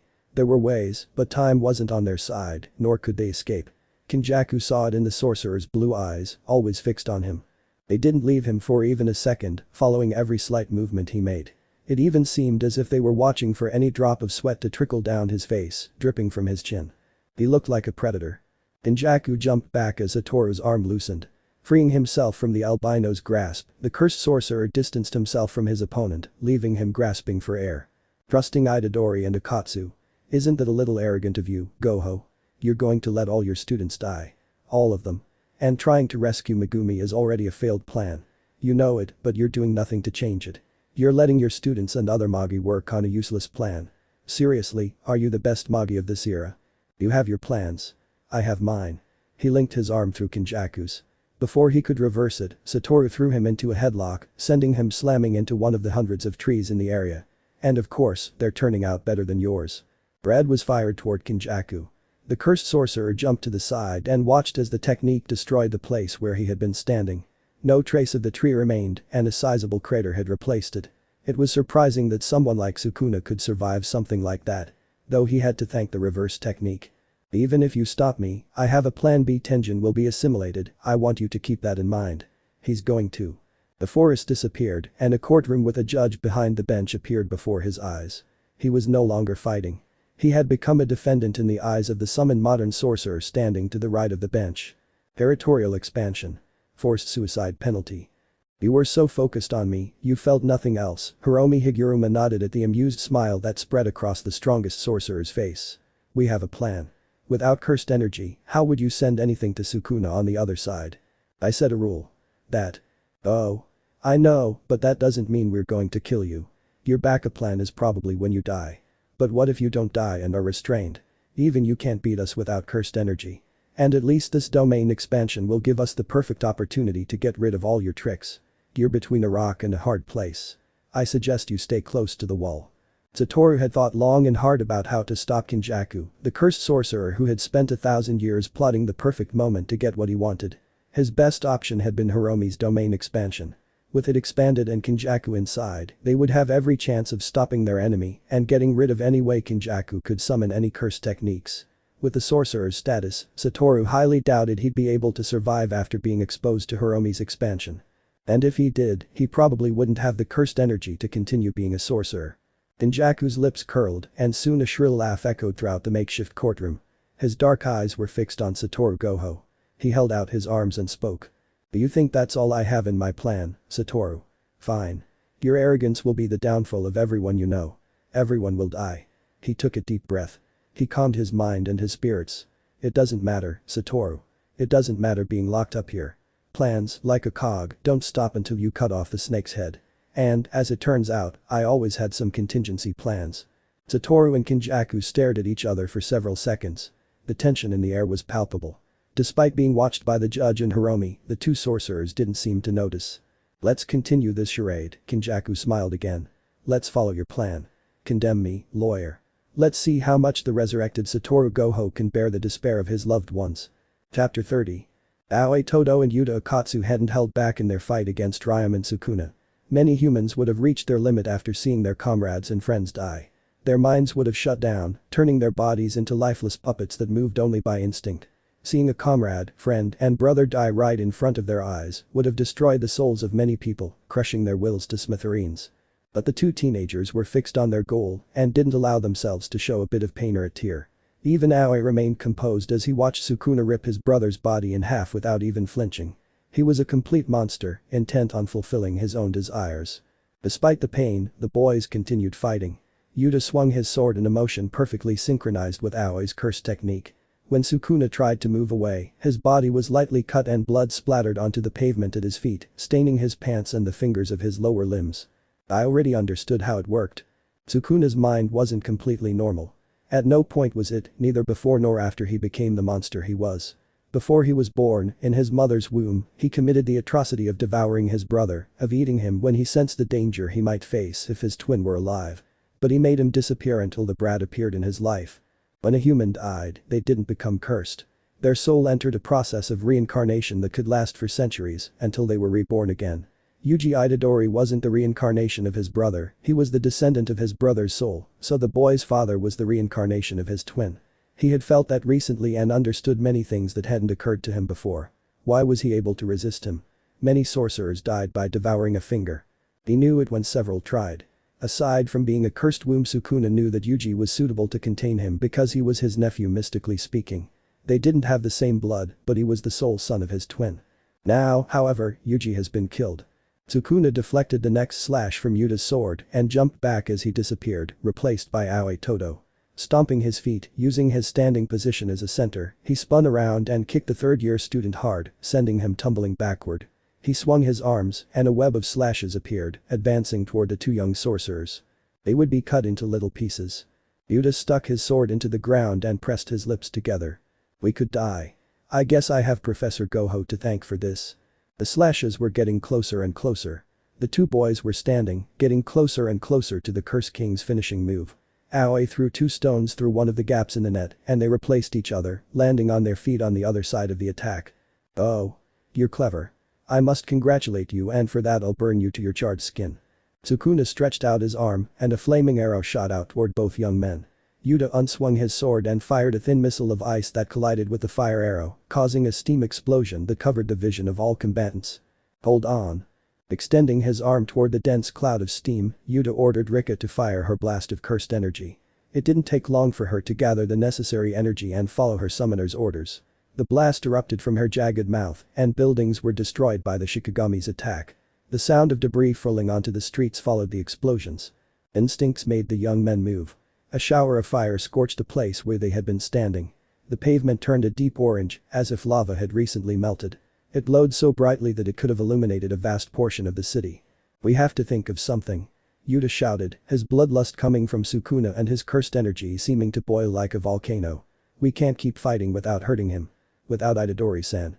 The boy crossed his arms in front of himself. But it was no use.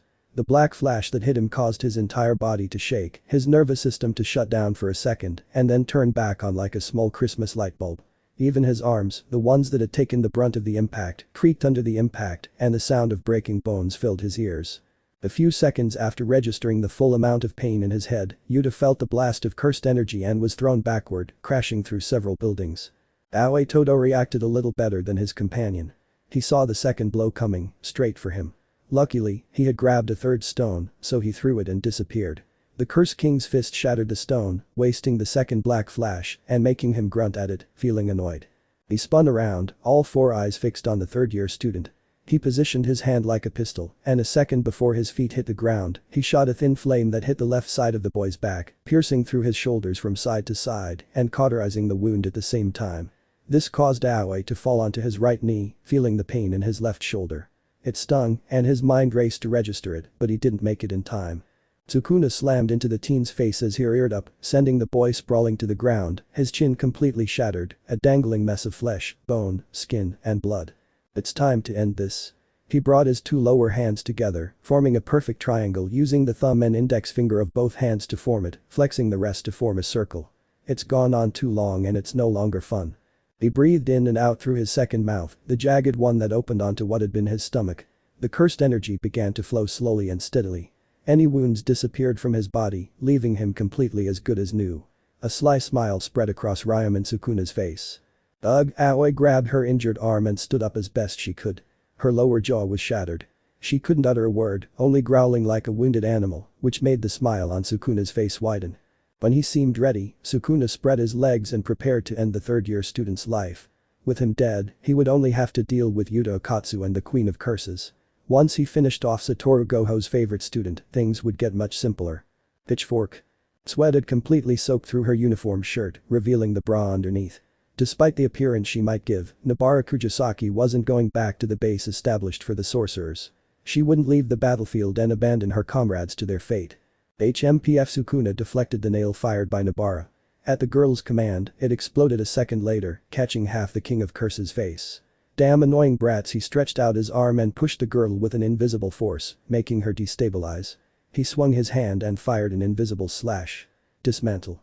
A huge piece of concrete shielded Sukuna and Nobara from their movements and shattered into hundreds of smaller pieces in a small shower of fragments that hid the four-eyed girl from the King of Curses, who clicked his tongue, letting out his annoyance. The clash between cursed energy and an evolved body, he shifted his eyes to Maki Zenin, not caring that Aoi Todo was still nearby. Let's see who's better. She flexed her legs. She prepared her mind for the next bodily injury she might suffer. Maki Zenin shot forward like a track and field runner, as if an imaginary shot had sounded in the air and given her the signal. Sukuna waited for her. The two collided, and Maki felt her body vibrate from the impact. Every bone, muscle, and limb of the King of Curses seemed made of diamond. Her own body reacted to the impact, trembling from the force. Taking advantage of the gap, Sukuna caught the girl with all four of his arms. Smiling at Zenin, he squeezed tightly, turning the hold into an iron grip. Her bones began to creak, groaning under the pressure. Suddenly, Maki disappeared. Taking the girl's place, Aoi Todo headbutted Sukuna, sending him staggering, loosening his grip and freeing the student. This is taking too long. Yuta, Aoi, Nobara, and Maki launched themselves at Sukuna, intent on catching him, each probably wanting to break one of his limbs. And I'm tired of playing with disappointing children. He stretched out his forearms. For a second, nothing happened. The teenagers, each looking at a hand, continued running toward them. A second later, the four sorcery students shot off in four different directions. Sukuna pushed them with an invisible force. He lowered his arms. He looked at each of the spots where a teenager had crashed. They were all hidden by debris and dust, so he couldn't analyze how much damage they had suffered. But of the four, Maki Zenin was the only one who was 100% healthy at that point. She would be the only one who would stand up. The sound of moving rocks alerted him. Sukuna shifted his attention to one of the four spots, each of his eyes focusing on the pile of rubble. It shifted slightly, some rocks falling down its sides, and Aoi Todo was back on her feet, having climbed out of the pile of rubble on her own 2 feet. His shoulder was still bleeding. Well. You didn't expect to beat me with that, did you? Aoi fixed her eyes on Sukuna, showing a small smile. HMPF. You're like the brat. Too stupid to see when he should stay dead. I guess for that you'll have to kill me like you did him. Aoi lunged forward. He flexed and leaned his body to the right. When Sukuna reacted, Aoi struck him from above with a knee to his right shoulder. His leg nearly gave way, but he remained standing, feeling his bones regenerate. Sukuna caught the edge of the student's pants with his opposite hand and, before he could use his technique, he threw him fiercely against the ground, causing a bit of dust to rise as Aoi's body crashed against the concrete. If you're as persistent as a mosquito, then I'll squash you like a mosquito. And he lowered his leg. He should have felt the boy's skull give way, brains and blood staining the pavement. Instead, he felt resistance. Was it the boy's hand gripping his foot in a futile self-preservation move? Sukuna slowly raised his head. His eyes widened, all four of them, by a few millimeters, but it was noticeable to anyone. He couldn't contain his surprise. In front of him, his clothes torn, was the boy he had dismembered. Brat. Black flash. Yuji quickly shifted his stance and lowered his leg, allowing Sukuna to lower his own. But he quickly shot out with his right arm and jabbed straight at his opponent's face, connecting directly with the black flash, causing a burst of cursed energy and lightning to spread like a spiderweb before the king was thrown back. Standing there, Yuji Itadori fixed his eyes on Sukuna.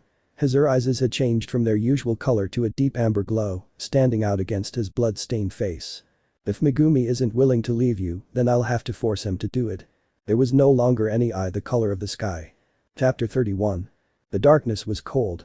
Death was even worse than an Arctic winter, clinging to the body with thin, frozen fingers that gripped the body and pulled it deeper into the darkness, becoming part of oneself, taking the place of one's soul. This was how Yuji Itadori felt when he looked around at the dense darkness that surrounded him like a vast, enclosed space. There was nothing but darkness. His breath, which should have been steaming from between his lips, didn't even come out, or at least he couldn't see his own breathing. He couldn't even see his hands, and he had at least tried to lift them so he could see them. But his eyes saw only darkness, and his ears heard only silence. It was strange and unsettling. He couldn't even hear his own breathing or his own movements, which forced the fabric of his clothes to move. Not even that reached his ears. It was like being in complete nothingness. It must have been the sign of death. Yuji's last moments flashed through his mind. Sukuna struck him and split his body in two, separating his torso from his legs with an ease more like a knife through butter. As he fell to the ground, his eyes going blank, he watched Aoi and Yuta lunge at Sukuna. In his final seconds of life, he watched his brother and his companion fight the monster that had left such a terror 1,000 years ago and was now repeating itself in the present day, killing all those who stood before it without discrimination. Uraume and Sukuna hadn't even lost a significant portion of his power. He'd proven it as the minutes passed while they fought. He demonstrated a perverse mind. He was able to plan the body swap as soon as he saw Megumi's abilities, quickly understanding that his curse technique was what he needed to overcome Satoru Gojo's infinity and achieve victory against the strongest. Had they underestimated him? With the death of Satoru, the only sorcerer capable of defeating a monster like Sukuna, the odds of victory were well below 50%. That premise was what helped Yuji make the decision to devour one of his teacher's eyes, becoming his teacher's vessel and gaining his powers as a consequence of being a monster. But that plan B hadn't worked either. Sukuna had become stronger, crueler, and didn't seem to have a single weakness. And that led him, Yuji Itadori, to die at his teacher's hands. I guess we can't win. Yuji took a deep breath and let that thought grow in his mind like a plant rooted in the ground. There were no special class sorcerers who could fight against Sukuna, and the information that he was sealed 1,000 years ago by 10 sorcerers had been wrong all along and was only part of Kenjaku's plan, who had helped Sukuna become a cursed object by splitting his soul into the 10 fingers, thus pretending that the danger had been defeated. Now, 1,000 years later, the sorcerers had no one who could fight a monster like Sukuna and, at the same time, prevent Kenjaku from carrying out the assimilation of Tenjin with humanity. He clenched his jaw so hard that the line remained visible for a few seconds. After that moment, the boy simply stopped clenching his teeth and fists and lowered his head, completely dejected and without the strength to continue thinking about what they might have done or what Sukuna was doing. He was dead. He couldn't help his companions, and he was in that dark cold place. Being a cursed woo, meeting my siblings and Professor Gojo's eye, all of that, just to die at Sukuna's hands and leave my classmates alone. Frustration and a sense of failure took root in Yuji's heart and soul at that moment, though the boy didn't know if he still had a heart or a soul. He seemed to have been swallowed up by the darkness of death and didn't seem to be in heaven. He had hoped to at least see the flames of hell, but not even purgatory seemed to want that right now. Like a spiderweb, thin lines of light began to crack the darkness. Yuji blinked once and everything around him exploded. Like shards of glass, the darkness passed by him and disappeared, leaving before him a beautiful beach of warm clear sand, the water sparkling beneath a single light at its highest point. Now I even felt that heat. This is paradise. There was speculation about what heaven, hell, and even limbo would be like. Each culture had its own idea of what they would be like and who would inhabit them, making it impossible to know the true form of what frightened humans. Many didn't even believe in the existence of heaven or hell. There was no proof that God or the devil existed, and no dead person came back to life to corroborate or deny this. It's simply a space that helps souls feel more relaxed and able to navigate the transition of their death. But that's not your case. Yuji spun around and looked directly at the person who had spoken to him. She was tall, taller than Professor Gojo, with light hair and equally light eyes. Thin, with a sharp face and aquiline nose, the man didn't emit any malicious intent toward him. He couldn't even tell if he was a good or bad person. Transition to death. We're in limbo, Yuji Itadori. The line that separates the living from the dead. The wall that divides hell from heaven. The man's lips twisted into a gentle smile. But I don't have to be the one to talk to you. No, this isn't my time or place.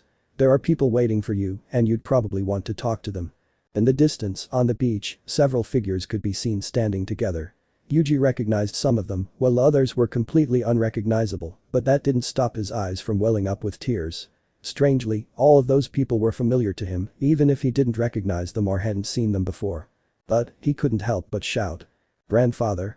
Yuji Itadori could have shouted the names of Nanami Kento or Junpei Yoshino, who were standing a few steps behind Wasuke Itadori and facing his way. He could have mentioned Tsukumo or Principal Yaga, who were on the other side of his grandfather. He could even have shouted for Kokichi Muta and the dead sorcerers who were forming a large group a few steps away. But the only thing that came out of Yuji's mouth was his grandfather's scream. So you took my words too seriously, Yuji. You're too stubborn a grandson when you want to be. Have you had a full life? Wasuke looked his grandson up and down without reproach. He had been responsible for raising Yuji from the moment his son died under mysterious circumstances, leaving him completely helpless with his little grandson. I'm not done helping yet. Yuji yelled back in frustration. They were separated, several steps apart, and it didn't look like they could connect. He can't rescue Megumi or follow Professor Gojo's plans. I wasn't even good at keeping Sukuna inside me, and I let Maldito almost kill Nobara. Nanami Kento shook his head slightly. Did you slur my last words that much, Itadori? The adult looked at the teenager before smiling a little. You're too kind. I suppose following your grandfather's teachings have shaped your every action. He can't protect you, Junpei. You shouldn't get so upset about it, Itadori. The teenager smiled at the pink-haired boy. You stopped Maldito before he could cause too much trouble. And now, you have to stop Sukuna. But how? He killed me. He killed Professor Gojo and many others. That idiot Satoru isn't here, Principal Yaga shrugged. A bad weed never dies. That's the saying. It seems Satoru came back to life thanks to you keeping him inside you, and Shoko was able to restore his body with Utaham's help. Is he alive? Satoru isn't one to leave things half done, even in death, Yuki declared. And now, it's time for you to get back into the fight, boy. The invisible barrier seemed to dissolve. Wasuke began walking toward his grandson, followed by two others, one of them a dead ringer for Yuji, but several years older. Yuji, Wasuke's wrinkled hand squeezed his grandson's shoulder. I should have told you about your parents even when you didn't want to. My mother was a sorceress. Yuji and the woman stared at each other for several seconds. Her forehead didn't seem to be scarred. That woman wasn't Kenjaku, but rather his mother, or rather, the soul that should have inhabited Kaori Itadori's body. Your father and I always wished for a son like you, Yuji, Kaori took a deep breath. Unfortunately, I passed away a long time ago, and that guy took my body and in my ritual, my cursed technique. He did it, apparently, to create a vessel to contain Uraume and Sukuna. I didn't find out until after I died. Wait, Yuji looked between Jin and Kaori Itadori and his grandfather. Did you two know each other before Kenjaku took over your body? Yes, this time it was Jin who spoke. We were classmates in college. We both studied medicine. Jin's lips formed a sad smile. After Kaori died and they were revived, Kenjaku surrounded him with his words and his schemes. He always believed the scar was a reminder of the accident and never listened to his father when he warned him about how strange his wife had become. I thought Kenjaku used you. Kaori understood the boy's words and her eyes shone with sadness. There's a huge love story behind all this, son, Kaori took a deep breath, but it's not time for you to meet or be here. Staying here for a while won't help your friends. And my father raised you to be someone who helps his friends. Wasuke's hand on Yuji's shoulder was replaced by Jin's. This isn't the time for you to apologize or talk to the dead, son. There are things we must tell you before you return. Come back. Where? Sukuna killed me. But he destroyed your brain. Kaori smiled. The brain is the most important thing for a sorcerer, Yuji. And your inherited rituals from being a cursed womb with the blood of the Kamo makes your death almost impossible as long as there's cursed energy in your body. And, besides, that pale boy isn't letting you die. The image of Choso came to Yuji's mind. He's using his ritual to keep you from dying. Jin tightened his grip on his son's shoulder before continuing. This wasn't something I knew, but Kenjaku knew. I am the reincarnation of Uraume and Sukuna's brother. I am, so to speak, the perfect person to defeat Sukuna. And, if you want to put it that way, I'm a sorcerer too. That's why you're so strong, even before you're a sorcerer. You are, for all intents and purposes, a second-generation sorcerer in the Itadori family. On my side of the family, Kaori spoke after her husband, you'd be an 8th-generation sorcerer. My family has been involved in sorcery for a long time. That's why Kenjaku wanted my ritual. Now then, why are we telling you this, or what relationship is there so that you can defeat Uraume and Sukuna? You possess the curse technique from the family Sukuna belonged to before he was a monster. You inherited it from your father, and it intensified when Sukuna was restrained in your body, something your teacher learned just by watching you. You have the tools and the physique necessary to fight him. And you have awakened. Wasuke took a deep breath, the air coming out of his nostrils in a hissing sound. You've transcended into something more than an ordinary human or sorcerer. A monster is a definition you've used when making certain choices, boy.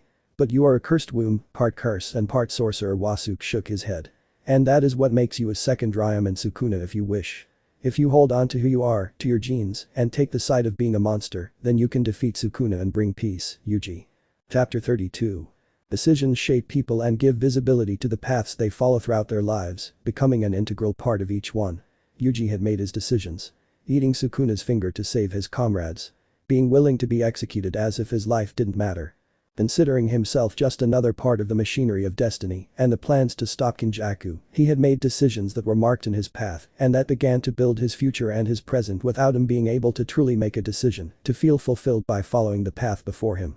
But as his grandfather had told him, something he repeated until the end of his days, Yuji could not abandon his friends without sacrificing himself for the well-being of others. Coming back from the dead wasn't something pleasant or something a person could do. When a human died, they had to stay dead and their family had to mourn their passing. This happened everywhere, regardless of whether you were a sorcerer or an ordinary human with a lot of money, but no cursed energy. That wasn't the case for him or his teacher, who was fighting Kenjaku. Yuji took a deep breath when he opened his eyes again. Choso's pale face was the first thing he saw, looking at him with real concern in his dark eyes. The man had been using his blood manipulation technique to bring him back to life, or at least to keep him from dying, until someone could use the reverse technique, something Yuji himself had used as soon as he opened his eyes, feeling like a new person feeling better. It had been like being reborn. The teenager would have liked to talk to his brother, but he couldn't say goodbye to his friends and family. The issues of everyday life weren't among his priorities at the moment. When his eyes caught Sukuna's movement and how he was about to crush Aoi's head, he could only move forward and react with a black flash after stopping the King of Curse's foot. Sukuna couldn't believe what his eyes were seeing, what his body felt. He could sense Yuji Itadori's cursed energy in Yuji Itadori's body, but could he still be alive? He didn't possess the 6 eyes of the Gojo clan, but he knew that the teenager who had beaten him was the same one who had him inside his body for 2 months, or almost the same teenager. He could see that the boy was Yuji, but he didn't understand how he came back to life. The two stared at each other, separated by a space of several meters that could be considered neutral ground. Sukuna scanned the teenager's body, looking for any marks that indicated the boy was a summon or had been brought to life by some kind of ritual. Yuji's eyes looked at each of Sukuna's hands, each of his arms. To defeat Sukuna, they only had one chance, and they had to rely on Hana's skills, which left him with the most dangerous role. Yuji clenched his fists, but it wasn't a gesture that echoed in his body. He didn't tense up under the Curse King's intense gaze, nor did he let fear dull his senses. Strangely, Yuji couldn't sense the fear inside his body and the amalgam of emotions that made him rise. He could sense anger, sadness, and perhaps a little desperation for results. But the latter, he kept at the back of his mind, chained in a box deep within, and he wasn't willing to let go of his worries. The words of his parents and grandfather, as well as those of Nanami and Junpei, were also present in his head, echoing every few seconds.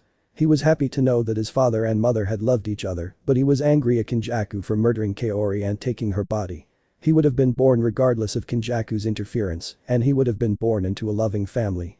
It didn't help that his father was the reincarnation of Sukuna's brother. Yuji wasn't happy about being related, in strange ways, to the 2 most dangerous beings in sorcery. They were ties that, even if he wanted to, he couldn't erase, and he could use them as tools to defeat them both and end that war. He was willing to do it, to be the second Ryam and Sukuna. I can say I'm surprised and I respect your tenacity, brat. But you should have stayed on the other side. The slashes shot out at Yuji without Sukuna making any gesture to warn him. But he didn't need to. He responded to his enemy's move with dismantle, a different version than the one the Curse King had used, but one that allowed him to nullify the attack, causing invisible explosions. I've realized a few things. Yuji had dashed forward a second after his dismantle collided with Ryam and Sukuna's. My father was the reincarnation of your brother. Within my genes, I am a possible monster capable of destroying an entire country. My family was a family of sorcerers. And, according to my grandfather, I have awakened. The jab collided with Sukuna's 4 hands, causing a shockwave. You could say I am the Ryam and Sukuna of today. Sukuna couldn't react when the second jab came from below, hitting his hands, which he had to block the force of the blow, and he was pushed back several meters. Those are quite erroneous assumptions. To be me, you need to have no scruples, be a real monster. And who tells you that I have them now? Blood arrows shot down toward Sukuna with a gesture from Yuji. He had manipulated the blood scattered across the battlefield, forming thin projectiles that would pierce through even a thick concrete wall. Even though you're calling yourself a monster, you're not. You still have feelings. Ryam and Sukuna clapped his hands loudly. The sound waves scattered the cuts, creating a dome around him, cutting through the blood projectiles without them being a danger to him. Yuji moved his hands and brought them together. The cut blood responded, forming a giant sword. He lowered his right arm to simulate a cut, and the weapon sliced through the area where Sukuna should have been. You're improvising, kid. Their fists collided. Yuji stepped back and Sukuna hit him with his palm, causing several cuts on his torso that healed in a second. Yuji spun in the air and kicked Sukuna, sending him crashing to the ground, launching him with his superhuman strength. Still facing down, he fired a fire arrow that Sukuna repelled with his own, causing an explosion of flames and smoke. "I'm just doing the same thing you did." Two black flashes collided when Yuji and Sukuna's fists met, connecting a blow that generated a strong wind and a burst of cursed energy. The collision caused the energy to disperse into thin black rays with red edges, striking hundreds of locations at once. "This brat." Sukuna moved his arms. Yuji reacted to the slight movement by pushing him away, generating an invisible force that reminded Sukuna of the same technique he used on Kashimo and the rest of the sorcerers. He felt the ground disappear from beneath his feet and saw Yuji looking at him. The boy closed his hand into a fist. The tearing sensation followed the gesture shortly after. It was a simple gesture, one that posed no danger. Within seconds, Sukuna understood that the gesture was meant to perform dismantle. He didn't just understand that. Lines began to appear on his torso, legs all over his body. Thanks to the reverse technique, he regenerated each of the wounds at a speed that prevented his body from being dismembered, but at least 1,000 cuts appeared, tearing at his skin, muscle, and flesh. And it stayed etched in his mind for the next few seconds. "Using my own techniques against me, brat." The smile was dark, promising pain. Yuji only lowered his arm, but kept his eyes fixed on Sukuna. "You can't beat me. You can't do anything on your own without me." Black flash. He crossed the space separating him from Sukuna in the blink of an eye. He entered the Curse King's range and bypassed his defense before he could arm it. He slammed a hook straight into his enemy's stomach and unleashed the cursed energy in a split second, sending Uraume and Sukuna flying backward. "I'm not using you to defeat you." Yuji hadn't abandoned Sukuna. As the Curse King shot back, Yuji followed him. "I'm just using my father's techniques." Dismantle. He placed his hand on a pillar. As Sukuna fell to the ground, Yuji shattered the pillar, creating a shower of fragments that acted as a shield between him and the King of Curses, while also hiding him from the eyes of his enemy. Blood manipulation technique. A fragment fell away. Sukuna's four eyes looked at Yuji. Supernova. Blood surged, and Sukuna felt his body take massive damage, both externally and internally. It was as if the blood responded to the pink-haired man's movements, as if waiting for his commands. He performed the convergence technique in a second before going supernova. "This brat is too annoying." Sukuna wiped the blood dripping down his chin. The wounds had begun to heal within a second of receiving them. It was sapping his body's stamina and cursed energy. He felt his body slowing down. "Ah. I guess it was a mistake to look down on you," he acknowledged, looking at Yuji. "All this simply to rescue Megumi? Or because I hurt your pride, brat?" The boy jumped through the falling debris. He didn't answer his enemy's question. He placed his hand on one of the fragments and pushed it toward Sukuna, forcing him to jump back, making him evade the projectile. Sukuna frowned as he took a safe distance. He had understood that Yuji no longer possessed Satoru Gojo's curse technique, but why was the boy so confident? Those amber eyes followed his movements at all times and seemed to haunt him, even though he enhanced his body with cursed energy. He has awakened. What I saw when he fought with the man Zenin. That has already happened. The wind stirred and the debris finally fell to the ground. Walking through it, his fists wrapped in cursed energy, Yuji Itadori advanced toward Uraume and Sukuna. "Hahaha. Are you going to keep that face for the whole fight, brat? It doesn't do you any good to look so serious." Yuji remained silent again. The invisible slashes collided with each other, creating explosions of air around the two. Sukuna acknowledged that the cheerful Yuji Itadori didn't see him as dangerous as the silent brat walking toward him. An explosion of debris stopped the teenager and made Sukuna show a predatory smile. "Kenjaku, son of a bitch." Yuji Itadori. Despite the scream and what his eyes saw, Yuji did not react or flinch when he saw someone he thought was dead in front of him. "I'm back for revenge." Maldito. Chapter 33. Kenjaku had had various plans in mind to be able to carry out his true plan and be able to assimilate Tenjin, as he had planned for 1,000 years. One of the plans, the one he carried out when he saw that Yuta Okkotsu and Rika were fighting against Sukuna, was to release all the curses that Suguru Geto had contained within his curse technique. Cursed curse manipulation technique, and where he kept Maldito until the perfect moment. Which was none other than the moment in which the sorcerers felt they had the advantage. Now there were hundreds of loose curses, some of special grade and many of first grade. And there were no sorcerers to stop all the destruction they would cause. This backup plan wasn't the first thing on Kenjaku's mind, but he also didn't expect Satoru Gojo to return to life as he had, nor for Yuji Itadori to begin displaying genius qualities within the world of sorcery. He hadn't expected the boy to decide to become Uraume and Sukuna to defeat the true king of curses. Yuji moved his eyes alternating between Mahito, the curse that had killed Nanami Kento, Junpei Yoshino, and that almost killed Nobara, and Ryam and Sukuna, who was several steps behind watching the encounter between them. Feelings swirled within the pink-haired teen, but they didn't show on his features. His gaze hardened and his fists tightened, the veins standing out a little more beneath his skin. However, his amber eyes didn't reflect what he was feeling. He didn't even show a twitch on his face or any change in his body language. Sukuna was certainly amazed to see Yuji Itadori so calm, having Nanami and Junpei's murderer just a few steps away from him, showing that idiotic smile that was undoubtedly directed towards Yuji as a mockery. Yuji hadn't moved. Mahito's mind had been in chaos. The last thing he remembered was seeing Geto a few steps away from him as he crawled away from that boy who now looked at him without a gesture, as if he were just a small stone in his path.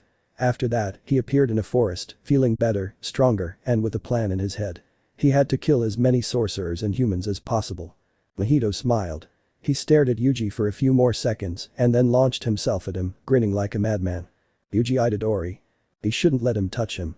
His body reacted to Mahito's movements and responded by deflecting the cursed arm and connecting with a divergent punch to his enemy's chest, causing him to stop for a second, just long enough for Yuji to jump back.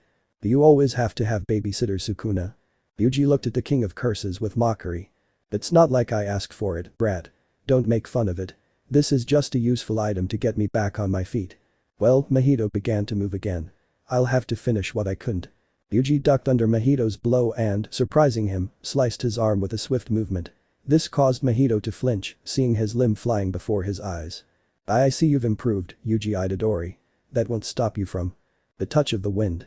The arms moved at a speed incomprehensible to the human brain or eyes. Yuji struck Mahito on every part of his body, letting his own limbs, his own body, move to deal as much damage as possible to the curse before him, letting all the rage he felt flow out, loading the blows with all the hatred that gnawed at him. Black Flash.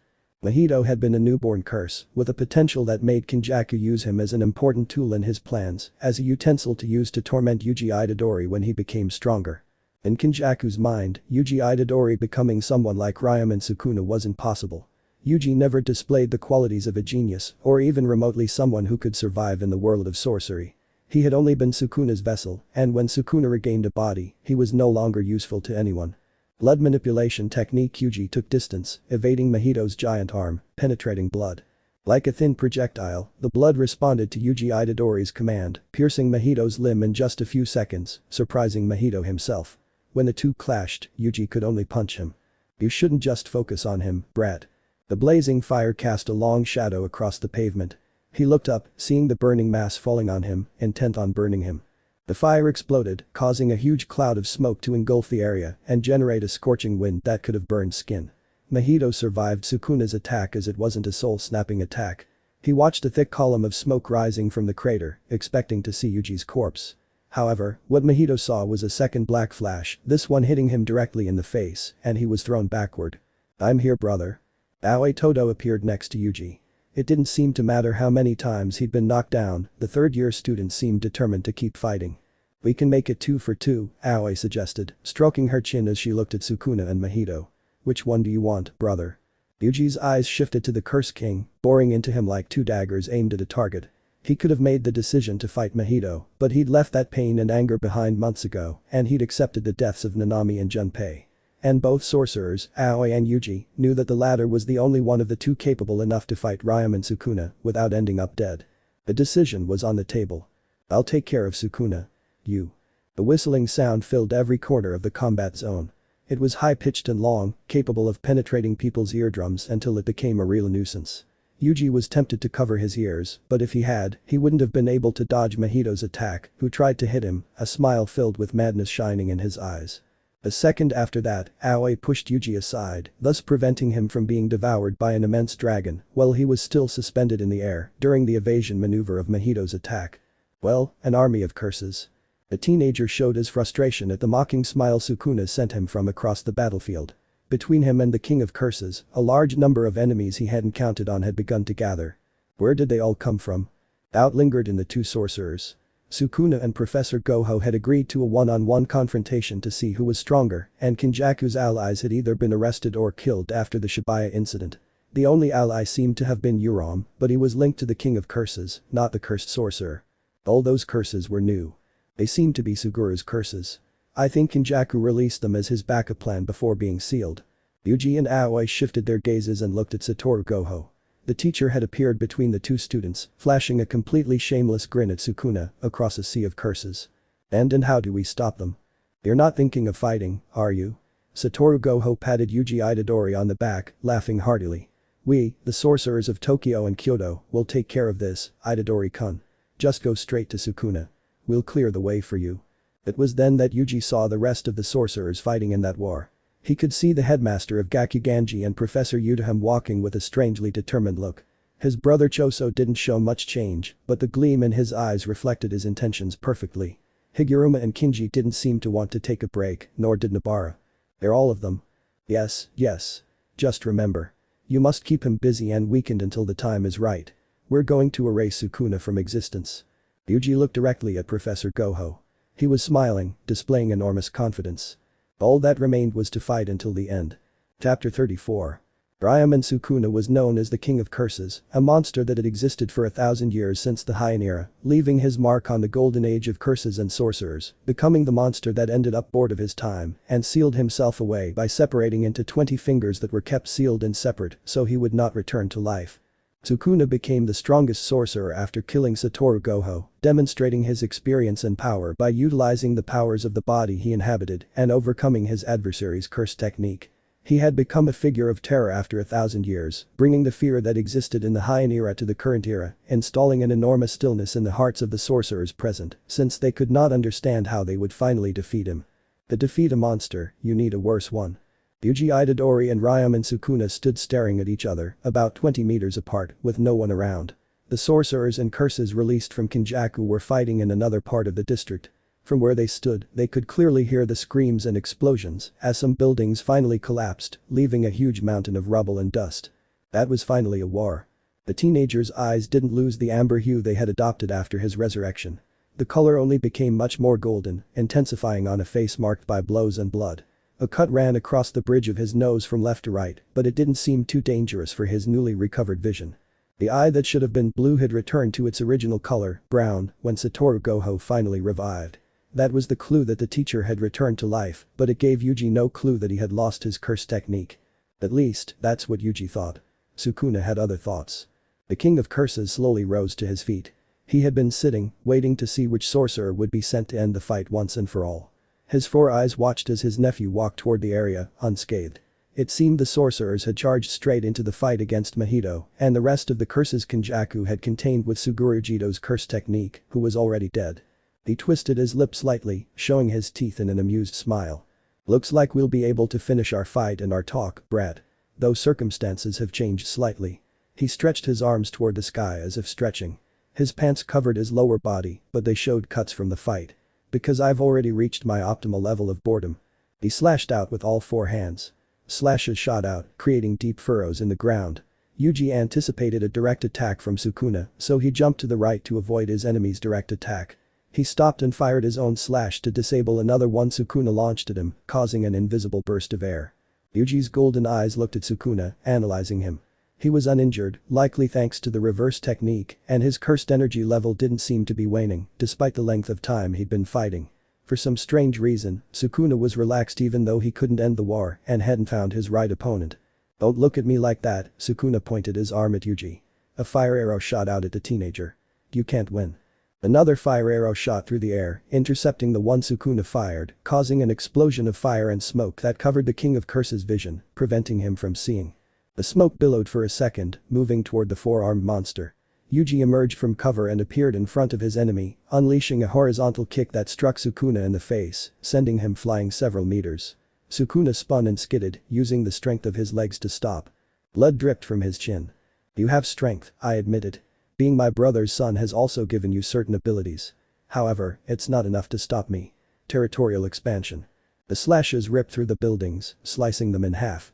A vast area under Sukuna's control was completely destroyed as he extended his domain with a huge venomous grin shining on his face. If you thought you were going to cut me, Sukuna opened his eyes. Yuji slipped inside his defense and unloaded a direct blow that sent him back several meters. You must be too surprised by this. The brat has used a simple territory to overcome my domain. Sukuna lowered his arms, but it was too late. Yuji fired a blood arrow wrapped in fire that hit the right side of his torso, causing an explosion that generated a small cloud of grey smoke. Yuji lowered his left arm until it touched the ground, and the blood arrow spun at the command of its summoner and hit Sukuna again. Domain expansions were a barrier technique that few Magi could achieve. Those with innate or inherited techniques were the Magi who usually summoned them, but even among them it was very difficult to achieve. However, these techniques could be evaded in different ways, one of them being the use of simple domains, these being a safe zone within the domains. Yuji had resorted to this to evade the slashes of Sukuna's technique, thus avoiding being cut into hundreds of pieces, as had happened in Shibuya. And he had done it in a second. It had to be said that the boy had a mind for battle, as he had demonstrated. Summoning a simple domain in a split second and then attacking at the same time was something few sorcerers could accomplish, much less gauge the distance of their enemy's domain to evade its area of effect at the same time. Yuji had performed 3 actions in 1 second, separating them one by one to achieve his survival from Sukuna's attack, who was now with the arms on the right side of his body inert, blackened by the soot of burned flesh. Clenching his jaw in frustration, Sukuna repaired the wound on his body and faced the teenager standing before him. Once again, not a scratch on his body. He had expected his domain to cut him into pieces, but Yuji had masterfully escaped it and was still alive. He had underestimated him greatly, and the boy was thriving under pressure better than he had expected. However, that did not discourage him. Sukuna formed a prayer pose with his hands.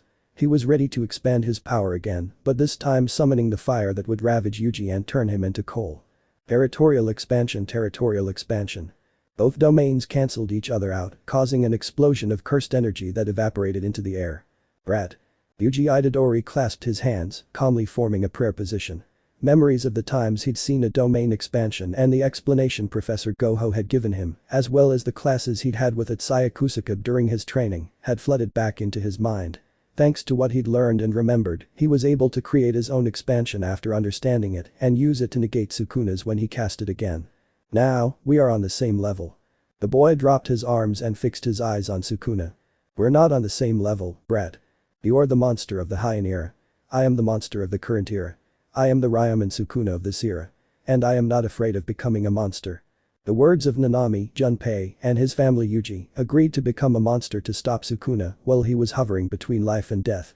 He accepted being a monster, and it wasn't something he would just throw away after accepting it. Fine, if you think you're a monster, he reached out and caught something in his hand, bringing it directly to his mouth, then I won't refuse Tenjin's assimilation. Kenjaku had his plans. And I'm going to follow them to the letter to see how far you'll go, brat. Assimilating Tenjin had been Kenjaku's plan for over 1,000 years. But Professor Gojo's appearance when the curses were released indicated that he had finally been defeated. So how could he have sent Tenjin toward Sukuna if he was finally defeated? Or how could he have released the curses ingested by Suguru? Yuji's eyes widened slightly. Kenjaku had prepared everything from the start, as if he knew he was going to be defeated or as if he didn't trust Sukuna. He let out a sigh he didn't know he was holding. I'm not going to stop, Sukuna. In fact, this makes me want to continue this fight even more, believe me. I have my own plans to finally stop you, and I'm not going to stop now that you've ingested Tenjin. Hahaha. Let's see how far you can go, brat. You're bound by the idea of saving Fushiguro, but I don't have that burden. I can fight without restraint. You can't kill me without killing your comrade and friend. And I can kill you without reservation. Yuji clasped his hands together, forming the prayer pose again. He breathed deeply through his nose as Sukuna placed his hands in the same position, smiling. Pitchfork. Territorial expansion. Sukuna was forced to jump, evading the spike fired from the left. This gave Yuji the opportunity to extend his hold over Sukuna, Nobara and himself, enveloping all 3 of them in his domain. It was time to end that war. Chapter 35. The train station had stretched out as far as the eye could see. The ruined buildings, the battlefield and the blood had disappeared, leaving a place undamaged and unmarked by any battle. Sitting on a bench, his eyes wide open, was Sukuna. But this was not the 4-armed, 4-eyed, 2-mouthed Ryumen Sukuna. The Sukuna sitting there wore the sorcerer's uniform that Yuji Itadori had worn since joining the Tokyo school. His pink hair was spiky, and black markings once again dotted his youthful adolescent face. This Sukuna was the version before he had occupied Megumi Fushiguro's body and unleashed his original form. The Sukuna sitting there, while retaining the power of his original form, looked much more human, almost as if he were a rebellious twin of Yuji himself. Facing Sukuna were 2 teenagers who showed no signs of injury or damage to their bodies or clothing. Yuji's eyes had changed from amber gold to a brown color that reflected immense calm and confidence, though they still held a constant fire. Nobara, on the other hand, appeared to be in perfect condition and didn't seem tired after her dominance against Uraume. The two teenagers stood, staring at Sukuna, but they weren't surprised, or at least not too surprised. That station was part of Yuji Itadori's memories and formed his domain expansion, which had the three locked up until it completely vanished. The three were locked up until the pink-haired teen undid his technique or the limit of it was reached, which didn't seem likely until a certain time equivalent to about 5 minutes. This was what the Curse King's mind stipulated as he stood up, leaving the only bench in that station. There was no one else. Yuji's domain expansion was completely enclosed, with no one able to escape. Sukuna's and Nobara's formed around a specific area, taking their opponent within a certain range. They were the easiest to evade, as Yuji discovered upon understanding Sukuna's domain expansion during the fight. "What are you going to do, brat?" The king's eyes moved, following Nobara's movements, as she was moving away from them. "Are you going to bore me to death?" It could be a good option, he shrugged at his rival's words, but it's not the most appropriate one right now, don't you think? I didn't even think about using boredom. In fact, I thought showing you the important parts of my life would be good for you to understand me. However, I discarded that thought shortly after expanding my domain and trapping you within it. Having no Chan enter it only makes it easier for me. Easy? Ha. You're really using a pet name for that girl. Neither of you will survive this war, kid. I can see that. Kenjaku fell. That's why you have Tenjin inside you. The two of them were in a forest. Reddish leaves were slowly falling onto the grass, as if autumn had arrived in the world built with Yuji's cursed energy. But neither of them was concerned about their surroundings.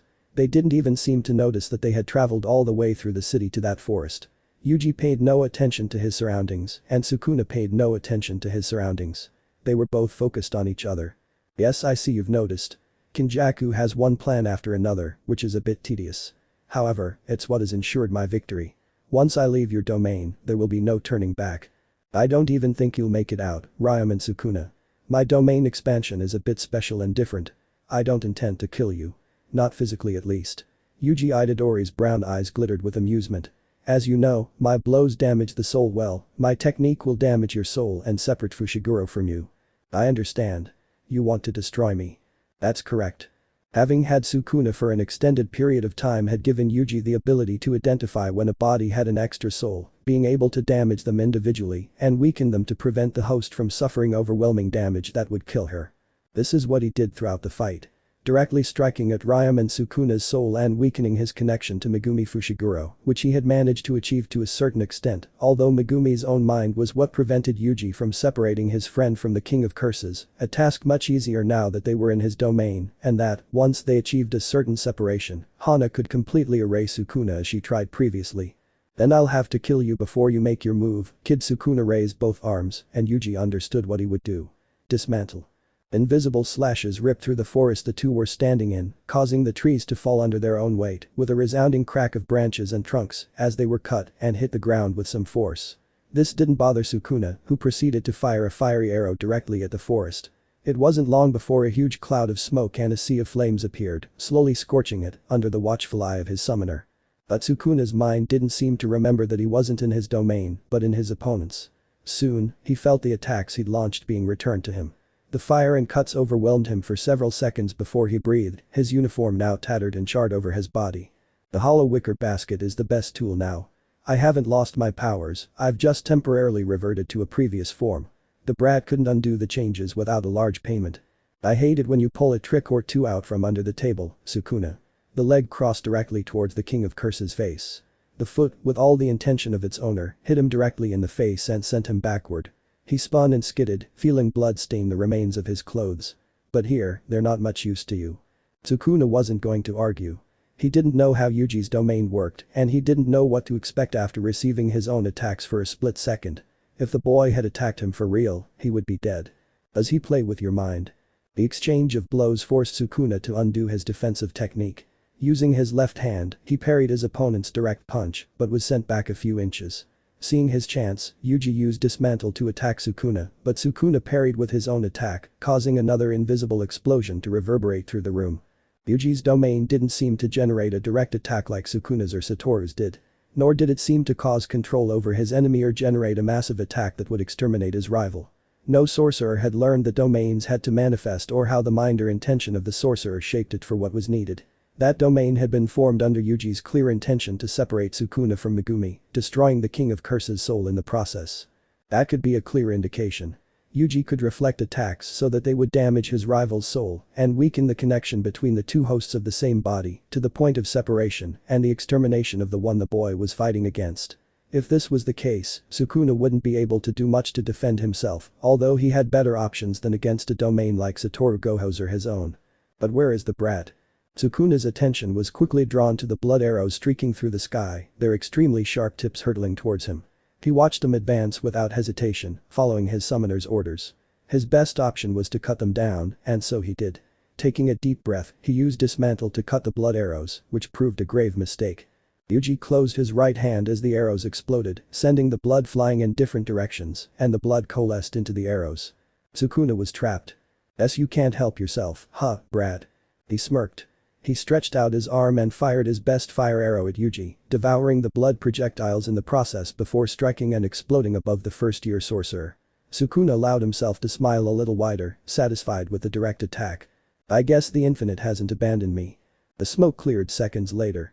Yuji's right eye was once again glowing a shade of blue like the sky itself, shining brightly. You've assimilated Satoru Gojo's curse technique, huh? I suppose I should congratulate you, if I may. No one has been able to assimilate something as quickly as you. It must be due to your awakening. I guess, or maybe Professor Gojo had faith in this happening, adding it to your technique. Reverse rotation. Red glow. Yuji swung his arm and fired the red sphere at Sukuna. It began to devour everything in its path, growing in size, intensifying slightly as the seconds passed, and rotating much faster than before. I've already gotten over this twice. A third time it doesn't matter too much. Sukuna lowered his eyes to his feet. He couldn't move. He tried jumping back, to the right or to the left, but his feet wouldn't leave the ground, no matter how hard he tried. Because of this, the red sphere hit him directly, and in that moment, he was pushed back about 20 meters before being swallowed by the sphere. The dust and smoke caused by the explosion vanished about 15 seconds later when a strong wind stirred them, revealing Sukuna's condition. Blood dripped from both of his arms, which had taken the brunt of Yuji's technique, even burning the flesh and revealing the bone beneath the skin and muscle, protruding but not ruptured by the blast. Furthermore, the wounds began to heal slowly, unconsciously. This was supposed to damage my soul, but I see I'm regenerating as if you never damaged me. What exactly does your domain do, brat? It damages your soul, but not in the way you think. I'm only weakening you, damaging you to separate you from Fushiguro. Hana will be the one to deliver the final blow once we get out of here. I still don't understand, but what I know is that I have to kill you. So. No. Sukuna's eyes widened and Yuji's smile appeared strongly. You're not the only soul in my domain, Sukuna. Your body has two souls. The bird with dark reddish plumage and a strange face grabbed the King of Curses by the shoulders and lifted him into the sky. Pitchfork. Using the cursed energy she had left, Nobara summoned a giant spike that pierced Uraume and Sukuna's body. Chapter 36. The giant nail was piercing Sukuna's body from one side to the other, shattering his internal organs and even snapping his spine in two. For normal people, that should have meant certain death. However, Sukuna wasn't a normal person, he wasn't even human. Firmly grasping the nail that pierced him, he pulled it out of his torso with little effort, letting a trail of blood splatter onto the ground beneath him.